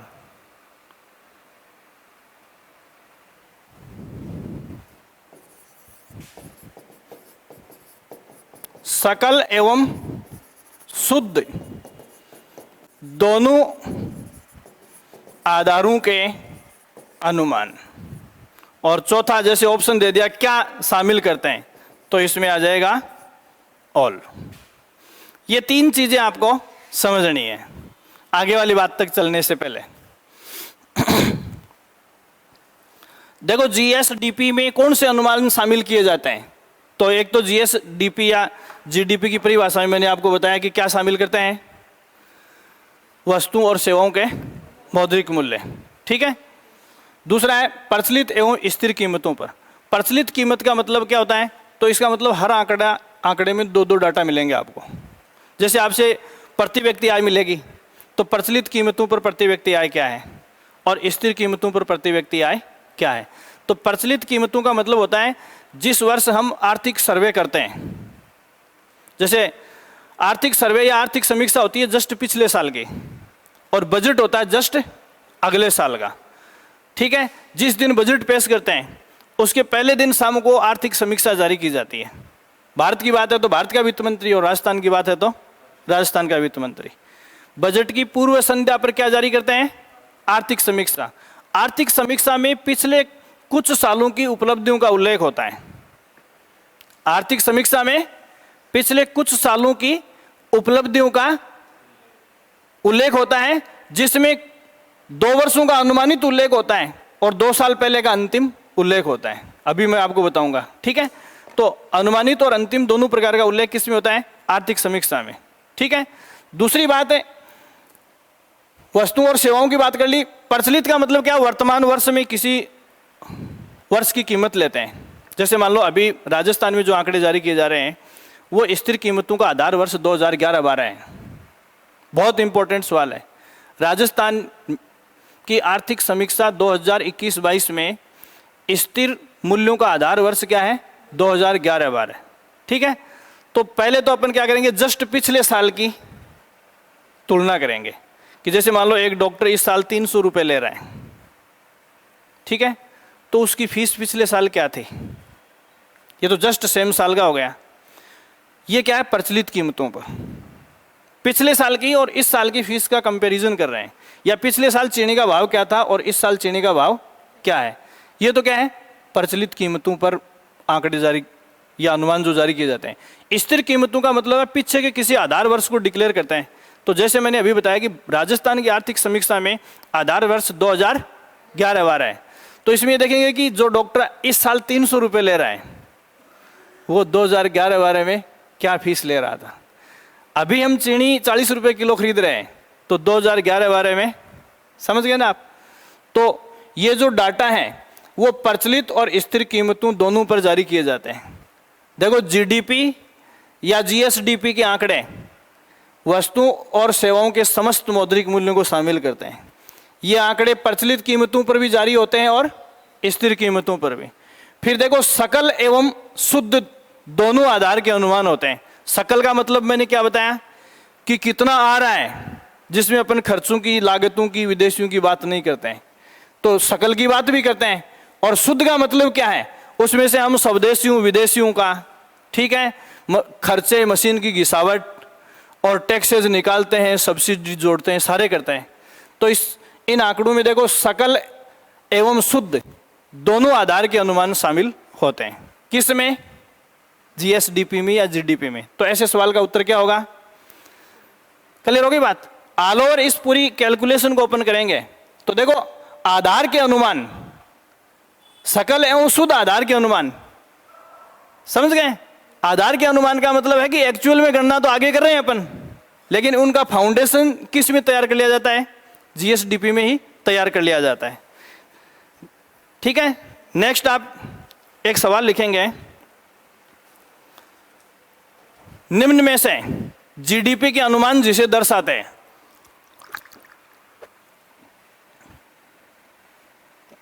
निम्न में से जीडीपी के अनुमान जिसे दर्शाते हैं, जीडीपी के अनुमान जिसे दर्शाते हैं,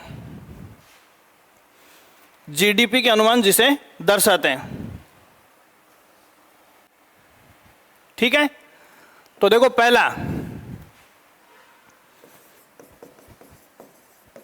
वस्तु एवं सेवाओं की मात्रा में परिवर्तन। अब की बार सवाल का उत्तर मैं नहीं बताऊंगा, जिससे पूछूंगा वही बताएगा। वस्तु एवं सेवाओं के मूल्यों में परिवर्तन, सी में है ए एंड बी दोनों, ए और बी दोनों, और तीसरे में आप कन्फ्यूजिंग जो ऑप्शन है वो आप लिखोगे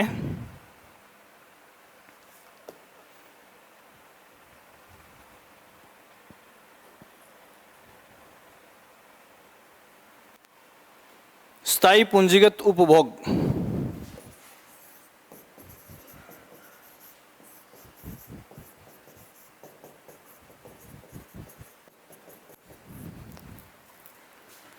स्थायी पूंजीगत उपभोग। सवाल क्यों करवा रहा हूं, क्योंकि सवाल करते वक्त कई चीजें अपने दिमाग में और घुसनी जरूरी है, जो परिभाषा में अपन पढ़ते हैं उनके अलावा। क्या होगा इसका उत्तर, बस ये गलती आप कर सकते हो, दोनों। कीमत जानने से पहले मात्रा को जानना जरूरी है। अगर इसकी बात देखो,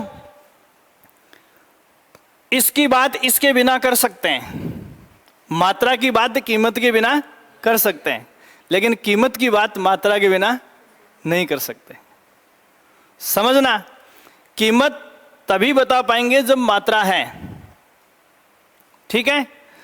मैं ये कह रहा हूं कि मैं 35 रुपए की चीनी लाया, अब कितनी लाया, आप उस्ताद हो तो पूरी किलो ला सकते हो 40 की 35 किलो में, और बेवकूफ हो तो आधी किलो भी ला सकते हो, हैं। मेरे मैथमेटिक्स में 90 अंक आए,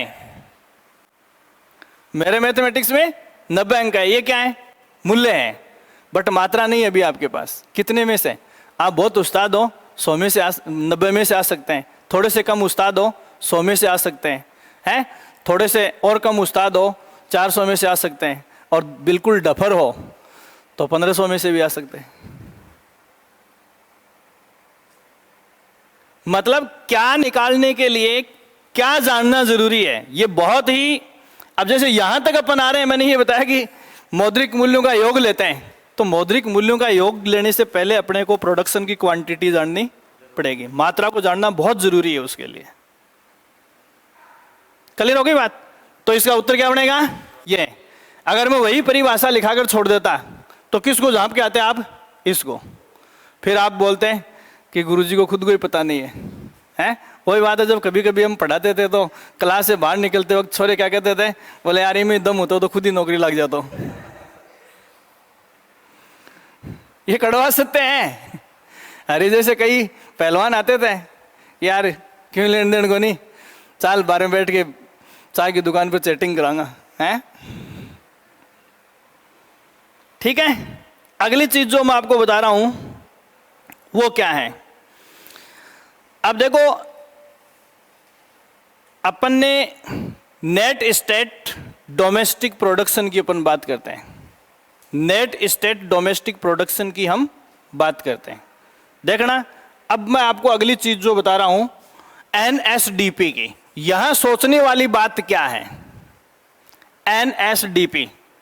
तो देखो जीडीपी जीएनपी जब अपन राष्ट्र की बात करते हैं तो यहां आप एक बात देखेंगे, भारत में नागरिकता कैसी है, इकहरी या दोहरी? इकहरी। अमेरिका जैसे फेडरल कॉन्स्टिट्यूशन वाले राष्ट्रों में दोहरी नागरिकता है। डुअल सिटीजनशिप का मतलब है कि उनके पास केंद्र की और स्टेट की नागरिकता अलग अलग होती है। अपने पास भारत की नागरिकता है, इसलिए जब किसी स्टेट की आर्थिक गणना की जाएगी उस समय स्वदेशी और विदेशी का एडजस्टमेंट नहीं किया जाएगा। स्वदेशी और विदेशी का एडजस्टमेंट नहीं किया जाएगा तो देखो नेट स्टेट डोमेस्टिक प्रोडक्शन, शुद्ध घरेलू राज्य उत्पाद अपने को निकालना है, तो सीधा सीधा जीएसडीपी में से माइनस क्या कर देते हैं, स्थायी पूंजीगत उपभोग। स्थायी पूंजीगत उपभोग का मतलब क्या है? स्थायी पूंजीगत उपभोग का मतलब है जैसे चीनी निकालने के लिए गन्ना खरीदा तो गन्ना अपन ने मशीन में दे दिया चीनी बनाने के लिए, तो वो फिक्स हो गया। वो तो मशीन अपन ने ले रखी है, 15 साल काम करेगी, 1 साल अपन ने उसको चलाया, 1/15 डेफिशिएंसी उसकी कॉस्ट में आ गई। तो स्थायी पूंजीगत उपभोग जो है, मतलब जो खर्चा हो चुका उस प्रोडक्शन को या उस सेवा को देने के लिए, या डॉक्टर 1 महीने में 5,000 रुपये का चैम्बर किराए पे ले रखा है तो वो पेशेंट की फीस तो जोड़ेंगे उसकी इनकम में, लेकिन क्या निकाल देंगे, उस चैम्बर का किराया निकाल देंगे। थोड़ा सा डेकोरम दिखाना है, पर्दा लगाया है, उसके ऊपर पेंट निकाला है, लगाया तो वो हो गया स्थायी, वापस थोड़े आएगा, पेंट को उतार के जेब में थोड़ी ले जाएगा। स्थायी पूंजीगत उपभोग जो है वो सीधा सीधा जीएसडीपी में से माइनस कर देते हैं तो क्या जाता है, एनएसडीपी आ जाता है। ये एनएसडीपी का मतलब है शुद्ध राज्य घरेलू उत्पाद। यहां राष्ट्रीयता का सवाल नहीं है, राज्य की जब बात करते हैं शुद्ध राज्य घरेलू उत्पाद, शुद्ध राज्य घरेलू उत्पाद है ये। तो देखो ये आ जाएगा जीएसडीपी माइनस पूंजीगत स्थायी उपभोग, ये अपन इसमें से निकाल देंगे तो ये आ जाएगा NSDP is equal GSDP minus पूंजीगत स्थायी उपभोग। ये फॉर्मूला आपको ध्यान में रखना है।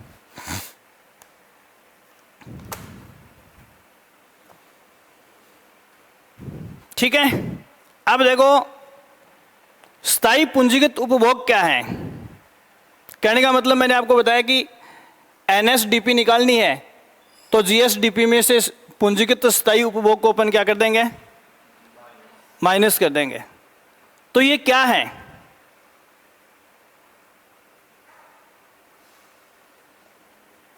ये स्थायी पूंजीगत उपभोग क्या है। जैसे 1 साल के लिए अपन आंकड़ा तैयार करते हैं तो देखो इस स्थायी पूंजीगत, इसको पूंजीगत स्थायी उपभोग लिखना है, क्रम थोड़ा सा चेंज करेंगे, पूंजीगत स्थायी उपभोग। इसका मतलब क्या है, इसका मतलब है निर्माण प्रक्रिया की सारी लागत आ जाएगी, निर्माण प्रक्रिया की समस्त लागतें। अब समस्त लागतें मैंने पीछे आपको बताई है, क्या क्या है, कच्ची सामग्री है, बताइए ना, कच्ची सामग्री के अलावा और क्या बताया है, मजदूरी है, लेबर लगा है, ठीक है, और क्या लगा है, घिसावट मशीनों के। ऐसे जितने भी खर्चे होते हैं वो सारे किस में आएंगे, पूंजीगत स्थायी उपभोग में आएंगे, पूंजीगत स्थायी उपभोग। ठीक है, तो देखो क्लियर हो गई बात, यहां तक कोई दिक्कत नहीं है। तो ये सारी चीजें निकाल देंगे तो शुद्ध राज्य घरेलू उत्पाद आ जाएगा। शुद्ध राज्य घरेलू उत्पाद अपने को मिल गया, उसके बाद अपने को क्या निकालना है, प्रति व्यक्ति आय। प्रति व्यक्ति आय तो यहां देखो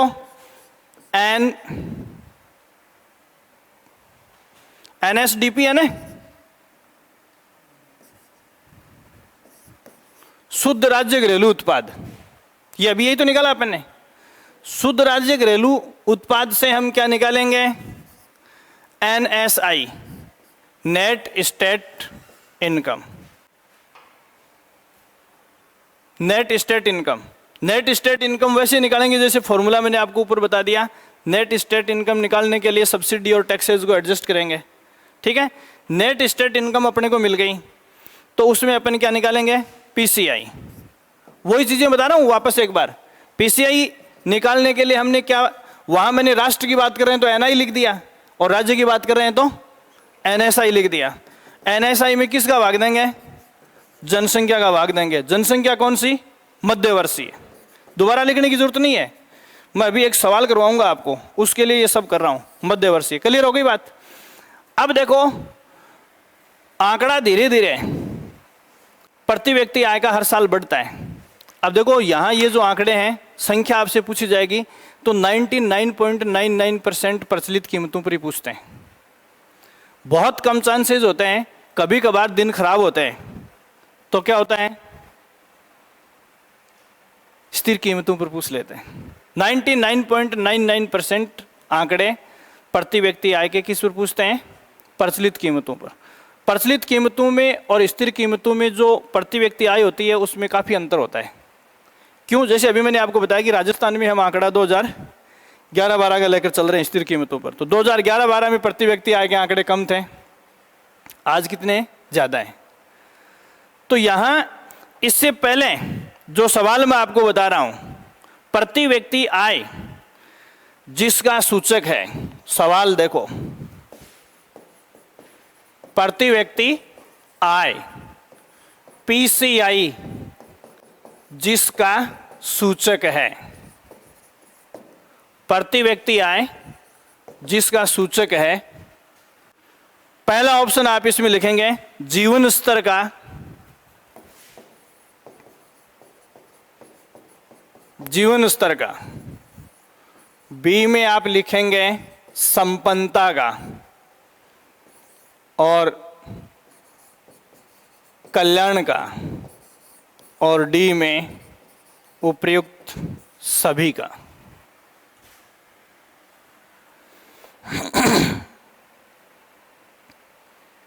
उपयुक्त सभी का क्या होगा इसमें, उपयुक्त सभी। सीधी सी बात है, अपनी जेब में पैसा आ रहा है, प्रति व्यक्ति आएगा मतलब अपनी पॉकेट में पैसा आ रहा है तो अपना लिविंग स्टैंडर्ड अपने आप बढ़ जाएगा, हैं। साधारण कपड़े पहनने वाले ब्रांडेड पहनने लग जाते हैं, बाजरे की रोटी खाने वाले पिज़्ज़ा बर्गर, हैं, या फिर लाइफ स्टाइल में बहुत सारे परिवर्तन आ जाते हैं, हैं। और फ़ोन भी सामान्य एंड्रॉयड की बजाय एप्पल का आ जाता है हाथ में। क्या है ये, जीवन स्तर। इसी से प्रति तो संपन्नता,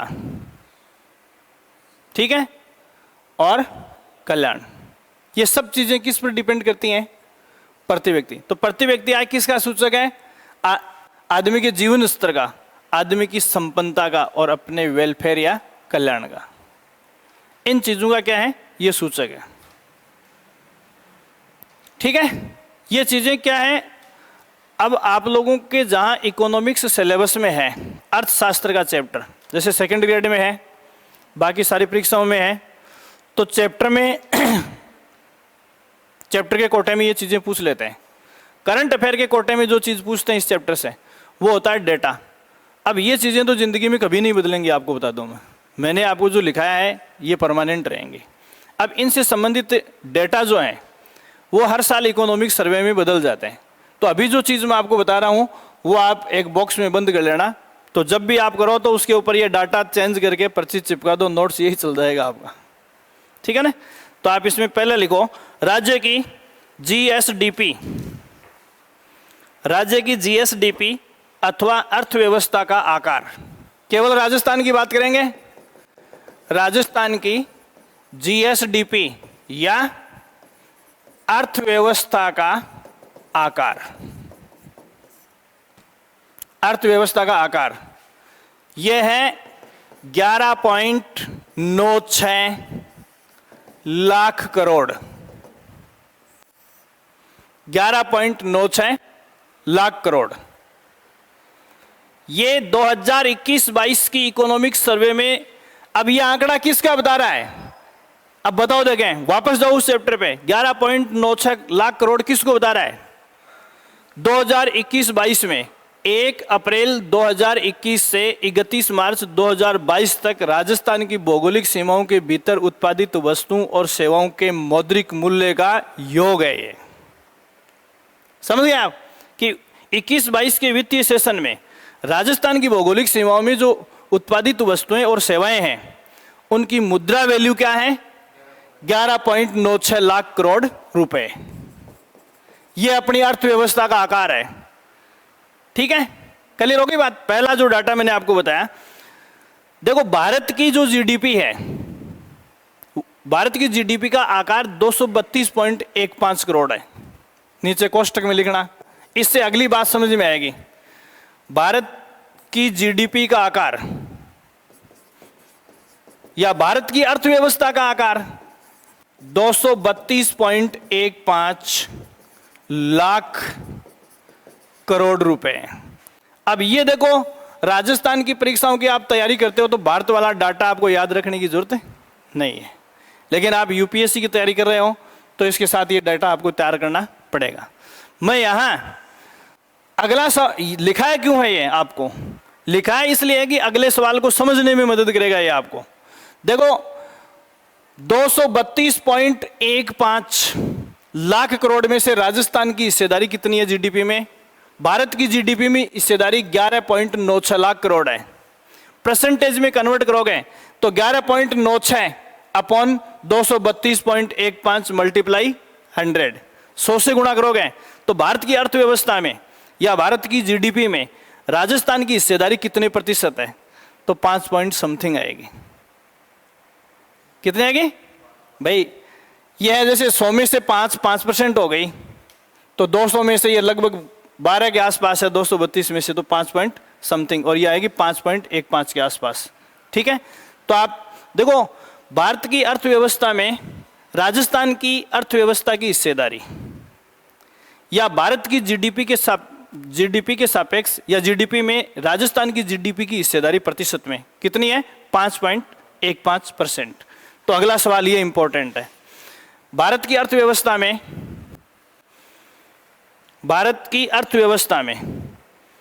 राजस्थान की जीडीपी का योगदान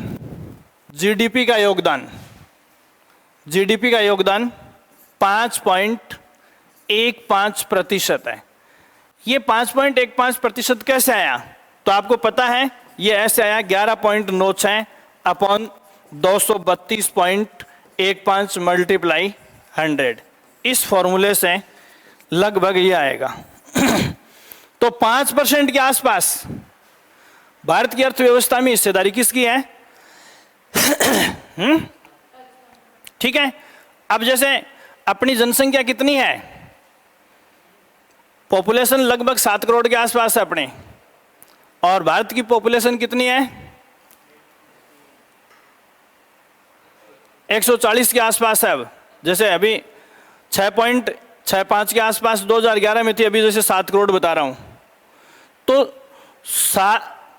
5% हिस्सेदारी अपनी है जीडीपी में, और जनसंख्या में जैसे 7 अपॉन 140 मल्टीप्लाई 100, ये आ गया, कितने हो गए? 70, और कितना है?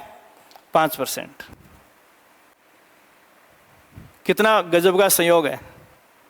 रहने वाले भी लगभग 5% है, और अर्थव्यवस्था में हिस्सेदारी भी लगभग, तो लगभग अखिल भारतीय आंकड़ों के पैरेलल चल रहा है अपना काम। इसका मतलब जो राष्ट्रीय स्तर पर और राज्य स्तर पर प्रति व्यक्ति आय के आंकड़े हैं उनमें भी कोई जमीन आसमान का फर्क नहीं होगा, थोड़े नजदीक से ही चलेंगे। ठीक है, तो ये सारी जो चीजें मैंने आपको बताई है, ये सारी चीजें जैसे मैंने आपको बताया कि डाटा स्थिर और प्रचलित दोनों पर रहेगा। ये सारे आंकड़े मैंने किस पर बताए हैं? प्रचलित पर ही पूछते हैं, प्रचलित के अलावा कुछ नहीं पूछते हैं। ये सारे आंकड़े किन कीमतों पर बताए हैं? प्रचलित कीमतों पर। हो गया। राजस्थान की अर्थव्यवस्था का आकार 11.96 लाख करोड़। भारत की अर्थव्यवस्था यह है, तो भारत की अर्थव्यवस्था में राजस्थान की हिस्सेदारी 5.15% है। क्लियर हो गई बात? लगभग 5 पॉइंट तो 5.25, 1 से 5.25 के बीच में हो गया है। दूसरा सवाल आपसे जो पूछ सकते हैं वो है,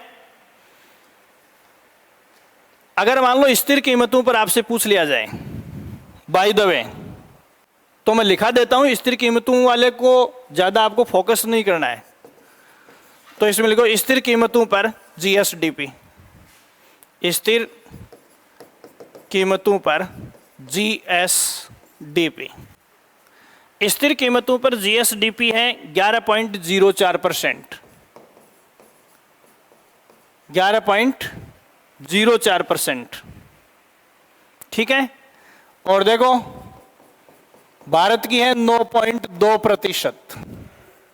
ये स्थिर कीमत कौन सी है? 2011-12 को आधार वर्ष माना गया। ये सवाल बहुत इंपॉर्टेंट है कि स्थिर कीमतों का आधार वर्ष क्या है? 2011-12। अब देखो इस आंकड़े को देखो, अगर इस वर्ष की और 2011 के मूल्यों की अपन कंपैरिजन करें तो भारत की जो जीडीपी है वो 9.2% है और राजस्थान की जीडीपी कितनी है? ठीक है। राजस्थान की स्थिति भारत की औसत स्थिति से अच्छी है, 2% के लगभग अच्छी है, ऊपर है। ठीक है।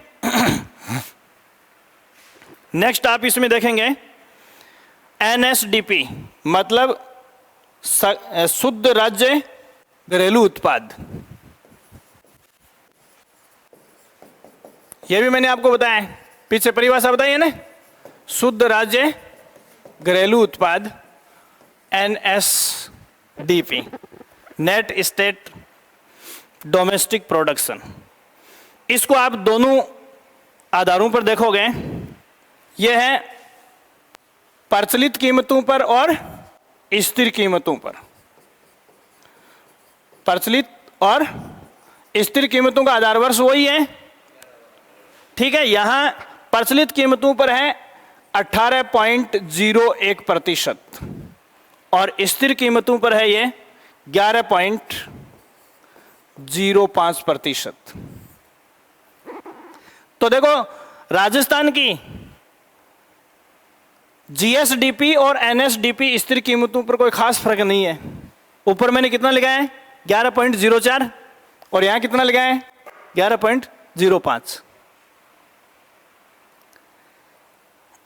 प्रचलित कीमतों पर ये देखो कितने परसेंट है, तो बस ये दो डाटा आपको ध्यान में रखने, दोनों इंपॉर्टेंट है। संभावना इसकी ज्यादा है। एनएसडीपी प्रचलित कीमतों पर 18.01% और स्थिर कीमतों पर 11.05%। अगर आप इसका कंपैरिजन, सवाल यही पूछ सकते हैं, नीचे वाले को छोड़ सकते हो आप, इस सवाल को आप छोड़ सकते हो, सिर्फ समझाने के लिए है। अगर भारत की बात करें तो देखो ये आंकड़ा भारत का कितना है? भारत का 17.6% है। तो शुद्ध राज्य घरेलू उत्पाद भी राजस्थान की भारत से ऊपर है। तो इकोनॉमिक आंकड़े जो हैं वो भारत के एवरेज आंकड़ों से ऊपर आ रहे हैं। कुल मिलाकर आर्थिक मामलों में अपन ठीक ठाक हैं। ठीक है। बहुत गरीबी है। राजस्थान के बहुत सारे स्टेट ऐसे, भारत के बहुत सारे स्टेट ऐसे हैं जिनमें उड़ीसा है, झारखंड है, छत्तीसगढ़ है, बिहार है, इनका देहाती इलाका है। तो कुल मिलाकर अपनी स्थिति उनसे, मतलब भारत के एवरेज आंकड़ों से ठीक है। ये ऊपर जो परिभाषाएं बताई वो उनका ही वर्तमान डाटा आपको बता रहा हूं मैं। नेक्स्ट प्रति व्यक्ति आय। केवल राजस्थान की बता रहा हूं। भारत का प्रति व्यक्ति आय पीसीआई, इसको भी अपन दो भागों में बांटेंगे, प्रचलित कीमतों पर और स्थिर कीमतों पर। देखो ये डाटा हमेशा इंपॉर्टेंट रहता है, लेकिन देखना है 0.01% चांस ऐसा होता है जिसमें आपसे क्या पूछ सकते हैं, स्थिर कीमतों पर भी पूछ सकते हैं, लेकिन रेयर केस में ऐसा होता है, आरएस जैसी परीक्षा में गड़बड़ करवा लेते हैं। अब यहाँ प्रचलित कीमतों पर मतलब ये प्रति व्यक्ति आय कैसी होती है, वार्षिक होती है। एक वर्ष में व्यक्ति की इनकम क्या है, तो देखो प्रचलित कीमतों पर प्रति व्यक्ति आय 1,35,218 रुपए है। बहुत इंपॉर्टेंट सवाल है, 1,35,218 रुपए, 1,35,218 रुपए। स्थिर भारत की स्थिति देखें तो देखो 1,50,326 रुपए है भारत की, 1,50,326 रुपए। ये राजस्थान की परीक्षाओं के लिए आपको याद नहीं करना है, यूपीएससी के लिए आप इस डाटा को ध्यान रखते हो। अब यहां देखो क्या है, इसमें देखो प्रति व्यक्ति आय जो है, प्रति व्यक्ति आय भारत की ज्यादा है, कितनी, लगभग 15,000 के आसपास। फिर भी ऊपर वाले आंकड़े अपने ऊपर क्यों आ रहे हैं, आंकड़े ऊपर क्यों आ रहे हैं? ये महंगाई के कारण होता है ऐसा। जैसे दिल्ली में कोई आदमी रह रहा है तो वो 5,000 रुपये में क्या कर सकता है, कुछ नहीं कर सकता, और अपन 5,000 रुपये में पूरी रात डीजे बजा सकते हैं, होता है नहीं होता है? तो जो महंगाई की डायमेंशन है वो डिसाइड करते हैं। तो प्रति व्यक्ति आय के आंकड़े प्रचलित कीमतों पर भारत से लगभग 15,000 कम है। अब ये डाटा याद रखने की जरूरत नहीं है, यहाँ आप 1,35,000 पढ़ रहे हो तो 50,000 अपने आप ही हो जाएंगे, ठीक है। स्थिर कीमतों पर जो है 81,231 रुपए है, 81,231 रुपए, 81,231 रुपए। भारत का क्या है, 93,973 रुपए। ये 10,000 के लगभग, 12,000 के लगभग, 93,973 ये वार्षिक इनकम है। तो स्थिर कीमतों पर यह है और प्रचलित कीमतों पर यह है। इसमें थोड़ा सा आपको और भी देखना पड़ेगा। देखो आपको ये देखना पड़ेगा कि जैसे आधार वर्ष यहाँ स्थिर कीमतों का मैं कौन सा बता रहा हूँ, 11-12, वहाँ आपको 14-15 देखने को मिलेगा। तो 2 साल की महंगाई की ग्रोथ उन आंकड़ों में राष्ट्रीय स्तर पर केंद्र सरकार जो डाटा करती है वो किस पर करती है, 14-15 पर जारी करती है। क्लियर होगी बात? ये सवाल बहुत इंपॉर्टेंट है, बहुत बहुत इंपॉर्टेंट है, इसको टिक कर लो। 1,35,218 प्रचलित कीमतों पर और 81,231 रुपए स्थिर कीमतों पर। बाकी भारत वाले आंकड़े आपको नहीं देखने हैं अगर आप आरपीएससी की परीक्षाएं दे रहे हो तो। अगर आप यूपीएससी दे रहे हो या आरएस दे रहे हो तो ये 2 आंकड़े आपको इसके साथ और रखने हैं।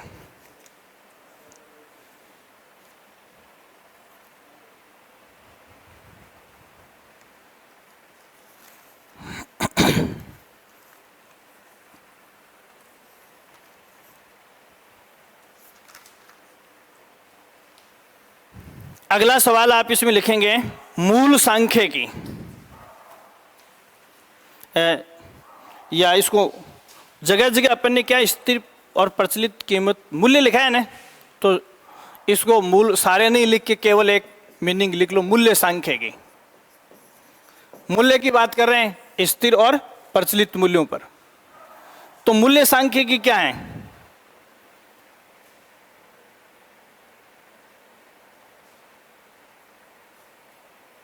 ठीक है, देखो मूल्य सांख्यिकी क्या होती है।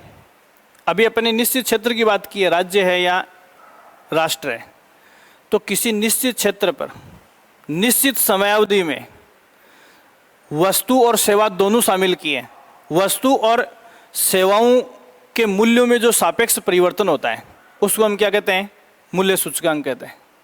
प्रचलित कीमतों का मतलब होता है जस्ट पिछले साल से तुलना करते हैं, और स्थिर कीमतों का मतलब है कि 5, 7, 10 पीछे के किसी भी आधार वर्ष को उठा सकते हैं। ये जब भी इकोनॉमिक सर्वे किया जाता है तो उस समय सांख्यिकी निदेशालय डिसाइड करता है कि कौन से आधार वर्ष को रखा जाए। जैसे अभी मैंने राजस्थान को बता दिया कौन सा है, 11-12 का आधार वर्ष है। तो आप इसमें लिखो किसी निश्चित समयावधि के दौरान, मूल्य सांख्यिकी से क्या तात्पर्य, किसी निश्चित समयावधि के दौरान किसी निश्चित समयावधि के दौरान किसी क्षेत्र में, अगर राज्य की बात है तो राज्य, राष्ट्र है तो राष्ट्र, किसी क्षेत्र में वस्तुओं और सेवाओं के मूल्यों में, वस्तुओं और सेवाओं के मूल्यों में, वस्तुओं और सेवाओं के मूल्यों में, वस्तुओं और सेवाओं के मूल्यों में होने वाले सापेक्ष परिवर्तन को, होने वाले सापेक्ष परिवर्तन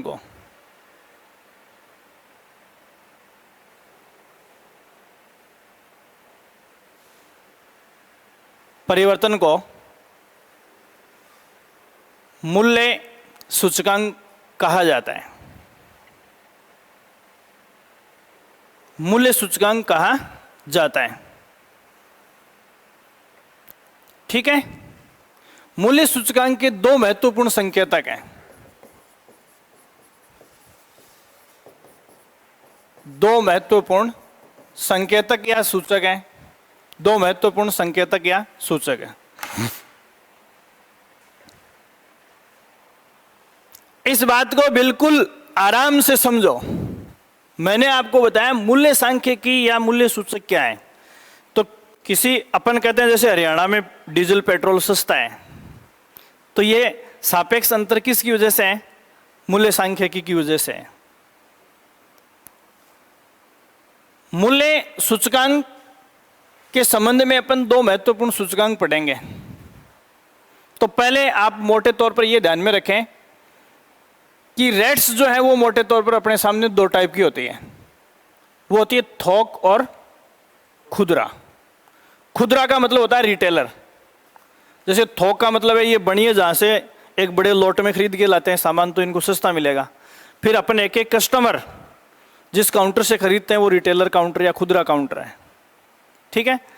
तो खुदरा मूल्यों का सूचकांक अलग जारी किया जाएगा और थोक मूल्यों का सूचकांक अलग जारी किया जाएगा। तो ये देखो, मूल्य सांख्यिकी के दो महत्वपूर्ण संकेतक खुदरा के लिए जारी करते हैं, वो तो है उपभोक्ता मूल्य सूचकांक। उपभोक्ता मूल्य सूचकांक का मतलब है जो किसी चीज को यूज करने वाला है। अपन ने मेडिसिन ली मेडिकल स्टोर से, तो जो कीमत लग रही है वो उपभोक्ता की लग रही है।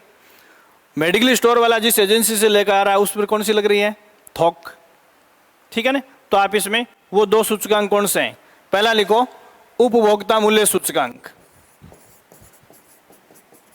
उपभोक्ता मूल्य सूचकांक ये किसके लिए है? उपभोक्ता मूल्य सूचकांक है उपभोक्ता के लिए या खुदरा बाजार के लिए, रिटेल मार्केट के लिए है ये। और दूसरा है थोक मूल्य सूचकांक।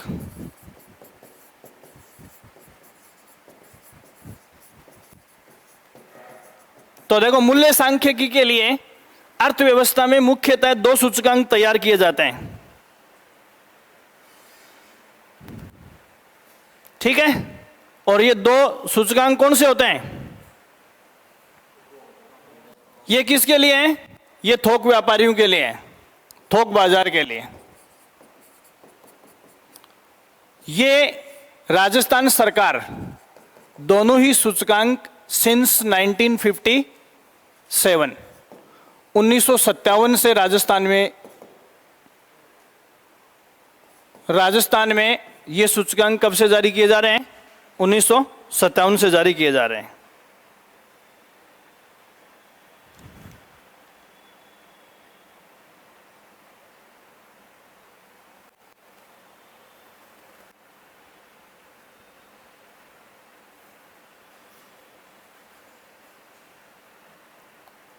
ठीक है।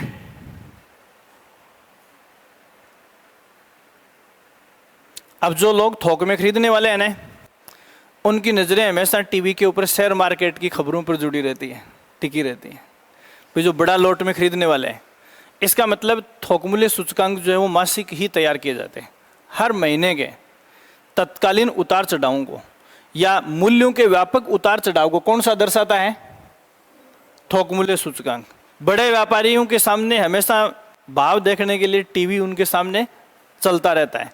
जैसे आप मंडी में जाओगे तो उसकी नज़रें टीवी पर गड़ी हुई है, सोने की दुकान पे जाएंगे उनकी नज़रें टीवी पे गड़ी हुई है, क्योंकि व्यापक उतार चढ़ाव को दर्शाने वाला सूचकांक कौन सा है? थोक मूल्य सूचकांक। और ये कितने समय से? मंथली, मासिक जारी किया जाता है। तो इसमें अगला सवाल, थोक मूल्य सूचकांक मासिक तैयार किए जाते हैं, थोक मूल्य सूचकांक मासिक तैयार किए जाते हैं तथा ये मूल्यों के व्यापक उतार चढ़ावों को प्रकट करते हैं, मूल्यों के व्यापक उतार चढ़ावों को प्रकट करते हैं, व्यापक उतार चढ़ावों को प्रकट करते हैं, व्यापक उतार चढ़ावों को प्रकट करते हैं।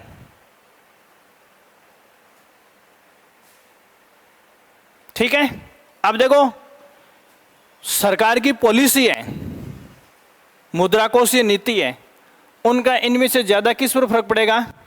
इसी पर। तो इसमें लिखो, थोड़ा सा आगे बढ़ा लो, सरकार की मौद्रिक नीतियों का, मौद्रिक एवं राजकोषीय नीतियों का, मौद्रिक एवं राजकोषीय नीतियों का इस सूचकांक पर व्यापक प्रभाव पड़ता है।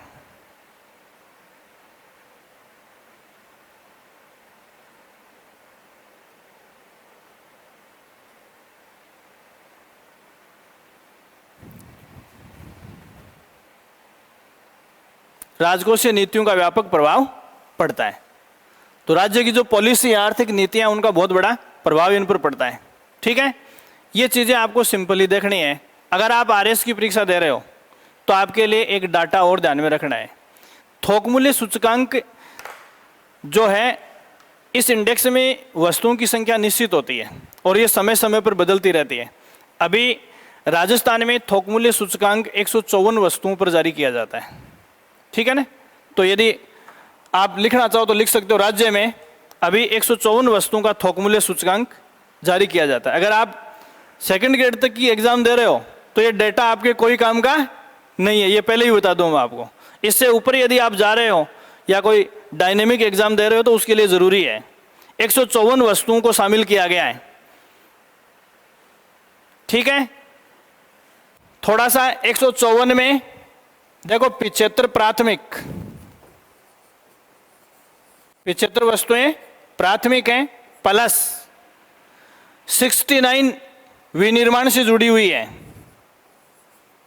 69 विनिर्माण से जुड़ी हुई है। अब कितनी बच गई? 69 विनिर्माण से जुड़ी हुई है, और ये हो गए प्लस 10 अन्य। अब पूरी हो गई शायद ये।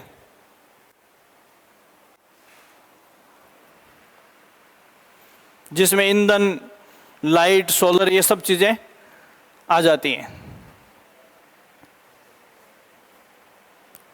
ठीक है, अब इसमें ये मैंने आपको बताया थोक मूल्य सूचकांक की बात की है। उपभोक्ता मूल्य सूचकांक पर आपसे क्या सवाल पूछ सकते हैं? तो देखो, उपभोक्ता मूल्य सूचकांक के ऊपर आपसे जो सवाल पूछ सकते हैं वो लिखो आप। सीपीआई, उपभोक्ता मूल्य सूचकांक, हेडिंग डालो पहले। उपभोक्ता मूल्य सूचकांक, उपभोक्ता मूल्य सूचकांक।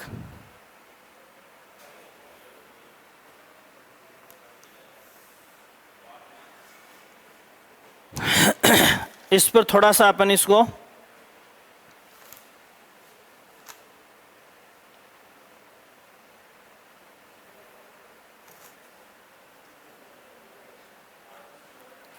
एक लाइन लिखो। ये सूचकांक 3 श्रेणियों में जारी किया जाता है।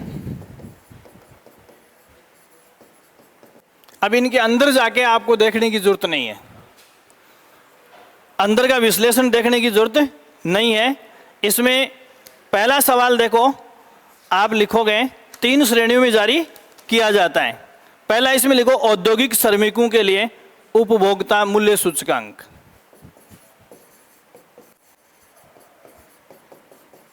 एक एक दो दो लाइन बीच में रोक ले, खाली रख लेना है ना। औद्योगिक श्रमिकों के लिए उपभोक्ता मूल्य सूचकांक।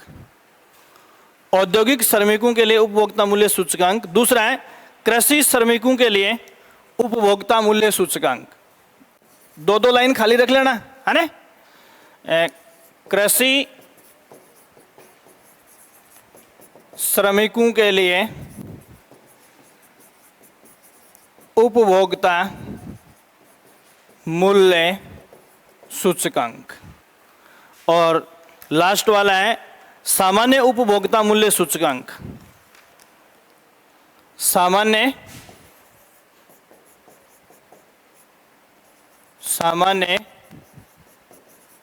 उपभोक्ता मूल्य सूचकांक। सामान्य उपभोक्ता मूल्य सूचकांक ये ग्रामीण और शहरी के लिए कॉमन ही होते हैं, ग्रामीण और शहरी नहीं लिखा है तो। अब देखो आपसे साफ दिख रहा है, जो इंडस्ट्री में काम करने वाले मजदूर हैं उनके लिए अलग, खेती में काम करने वाले मजदूर हैं उनके लिए अलग, और बाकी जो बच गए संगठित असंगठित उन सब के लिए क्या है, सामान्य उपभोक्ता मूल्य सूचकांक। तो यहाँ देखो औद्योगिक श्रमिकों के लिए आपसे दो सवाल पूछे, तीन सवाल पूछे जा सकते हैं इंपॉर्टेंट। पहली बात, औद्योगिक श्रमिकों के लिए उपभोक्ता मूल्य सूचकांक का जो आधार वर्ष है वो कौन सा है, 2016। इनमें ऐसे लिखा जाता है 2016 को पूरा 100% मानकर चलते हैं, तो इसका मतलब है आधार वर्ष 2016 ही है। 2016 इज इक्वल 100, 100% गणना में लेंगे अपन इसको, ठीक है। पहला सवाल हो गया, इसका आधार वर्ष कौन सा है। दूसरा, राजस्थान सरकार जो औद्योगिक श्रमिकों के लिए उपभोक्ता मूल्य सूचकांक तैयार करवाती है, ये कहाँ से तैयार करवाती है, तो इसकी स्टैटिक्स जो है वो राजस्थान में तैयार नहीं होती है, श्रम ब्यूरो शिमला द्वारा तैयार करवाते हैं। तो इसमें दूसरा सवाल है, श्रम ब्यूरो शिमला द्वारा तैयार किए जाते हैं, कोई दिक्कत नहीं है, श्रम ब्यूरो शिमला द्वारा तैयार किए जाते हैं।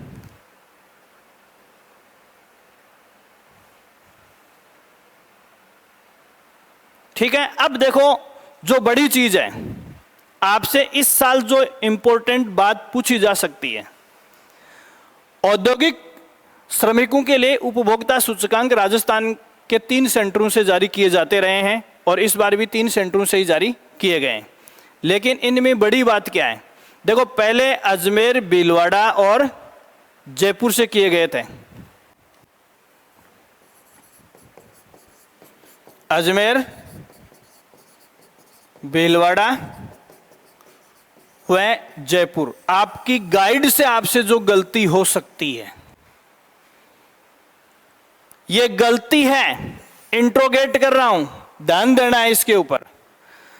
इस साल से पहले हमेशा के लिए औद्योगिक श्रमिकों के लिए उपभोक्ता सूचकांक जो है अजमेर, भीलवाड़ा और जयपुर से तैयार किए जाते रहे हर साल सिंस 1957, 1957 से लेकर आज तक औद्योगिक श्रमिकों के लिए उपभोक्ता मूल्य सूचकांक जो है वो इन 3 केंद्रों से जारी किए गए।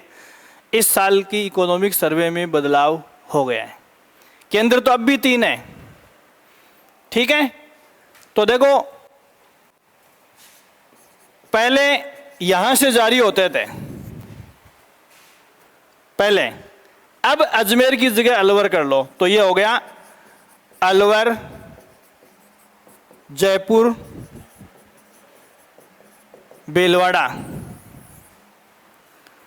अलवर, जयपुर, भीलवाड़ा, अलवर, जयपुर, भीलवाड़ा। इसमें क्या चेंज आया, हेलो, एक बार क्लास में हुआ ना, ठीक है। अलवर, जयपुर, भीलवाड़ा। ये देखो अजमेर को किस से रिप्लेस किया गया है, अलवर से। तो देखो वर्ष 2021-22 की आर्थिक समीक्षा में या राजस्थान में किए गए हैं तो ये रिप्लेस हो गया है।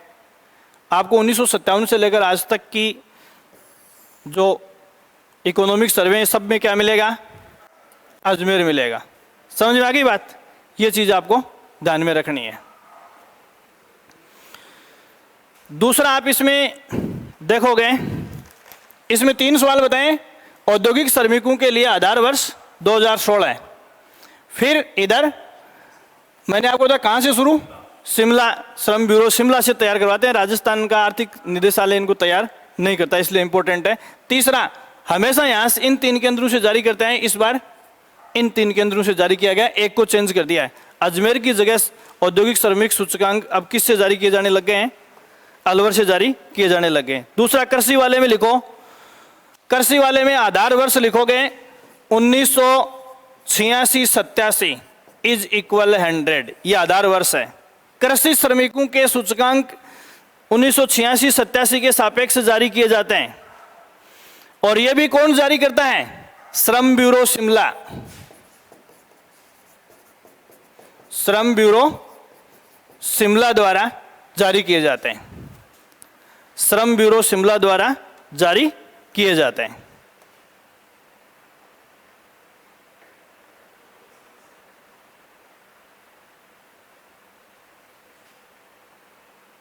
ठीक है।